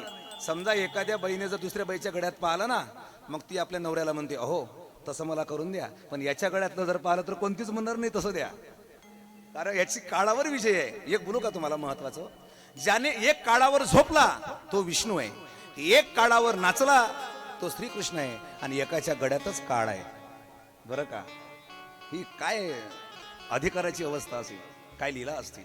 आता या जगाचा धनी मालक ब्रह्मानंद परमात्मा लग्नासाठी होकार दिल्याबरोबर ब्रह्मदेव लगेच हिमालयाकडे गेले. हिमालया पर्वता, अरे भाग्यवान आहेस तू. का? असा जवाई तुला मिळाला. आणि एक योगायोगाने सांगतो तुम्हाला, जवाई चांगला मिळण्यासाठी त्या मुलीचं सुद्धा पुण्यच लागतं. सांगू तुम्हाला, पार्वतीचं तेवढं पुण्य आहे आणि योगायोगाने अधिक महिना आहे. आणि अधिक महिना कोणाच्या फायद्याचा आहे? हा जवायाच्या फायद्याचा. आता पुन्हा हा जवाई हिमालयाचा पर्वताचा जवाई आता अधिक महिन्यामध्ये या ठिकाणी विशेष आपल्या सर्वांचं आता सध्या लग्न थांबलेले आहेत अधिक महिन्यामध्ये. पण या बाबाला बंधन नाही. का? कारण सगळे लग्न याच्यामुळे आहे, हे लक्षात घ्या. त्याला याला बंधन नाही, हा स्वतंत्र, याचं लग्न कधी होऊ शकतं. काळ वेळ नाम उच्चारिता नाही, ज्ञानोबराय सांगतात. हा समर्थ आहे आणि आता विराजमान होणार आहे. शेवटी ब्रह्मदेव हिमालयाकडे सांगितलं तयारी करा, आता मंडप सजवायचा आहे, लग्नाची तारीख तिथी काढायची आहे. आता अवघ्या काही दिवसातच लगेचच क्षणामध्ये माझे भोले बाबा या ठिकाणी विराजमान होणार आहेत. तिकडे सुरुवात झालेली आहे. माझ्या हिमालयाने विश्वकर्म्याला बोलावलं, मंडप टाकायला सांगितलं, लग्नाच्या पत्रिका छापल्या. आणि पर्वताचे नातेवाईक कोण? नद्या, डोंगर, दर्या, पर्वत, पहाड, झाडं, वृक्ष, लता, वेली, पर्वताचे नातेवाईक. बरं का? हे पर्वताचं सैन्य. आणि महादेवाचं सैन्य काय काय होतं? कारण तिथे नेण्यासाठी सैन्य न्यावं लागतं, नवरदेव एकटा जाऊ शकत नाही. मग नवरदेवाचं सैन्य जगाच्या पाठीवर अलौकिक सैन्य आहे. तर एवढी गर्दी होती इकडे पार्वतीच्या मंडपाकडे, पण महादेवाबरोबर तेवढी गर्दी नव्हती. का? कारण अजून सैन्य याचं होतं. आणि शुंगी आणि भृंगी म्हणतात, प्रभू आता तुम्हाला नवरदेव व्हायचं आहे, आणि नवरदेव आता होता ना, तर तुम्हाला एक काम करावं लागेल. काय? नंदीवर बसावं लागेल. पण पहिल्यांदा तुम्हाला बाकीचे नवरदेव हळद लावतात, या नवरदेवानं काय लावलंय? अख्ख्या अंगाला भस्म लावलेलं आहे.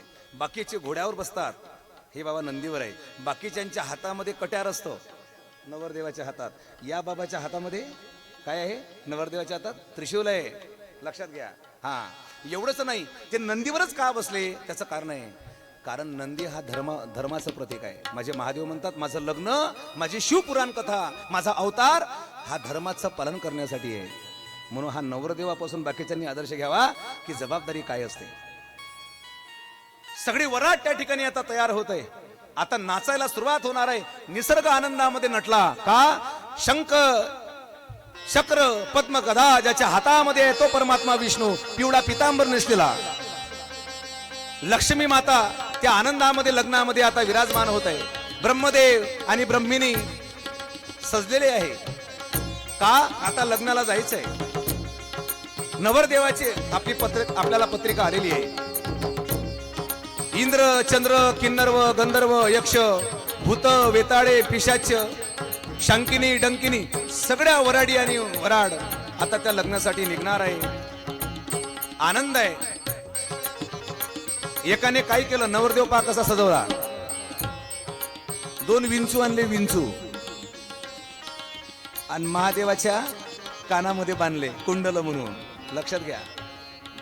2 शिवगणांनी 2 साप आणले धरून, आणि ते बाजूबन म्हणून 2 हाताला बांधले. पहा नवरदेव कसा सजून राहिला.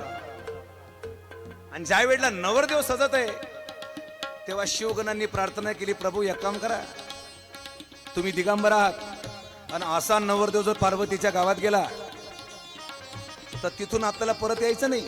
मग आमची प्रार्थना आहे, अंगाला काहीतरी गुंडाळा. महादेव म्हणले, मी असाच बरं आहे.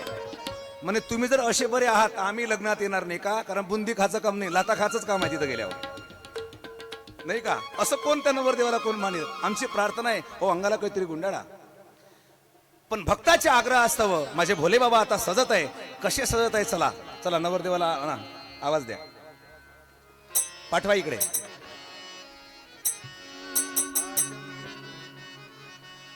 निराले दूल्हे में, हा चला. मत वाले दूल्हे में, अरे हो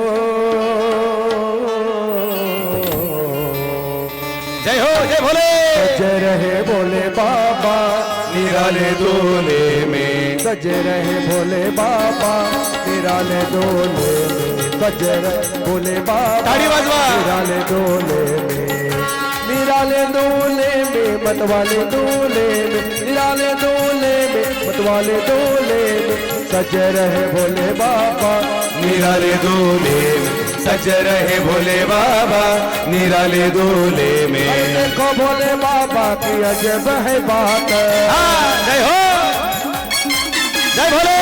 है संग लेकर के भूतों की बारात,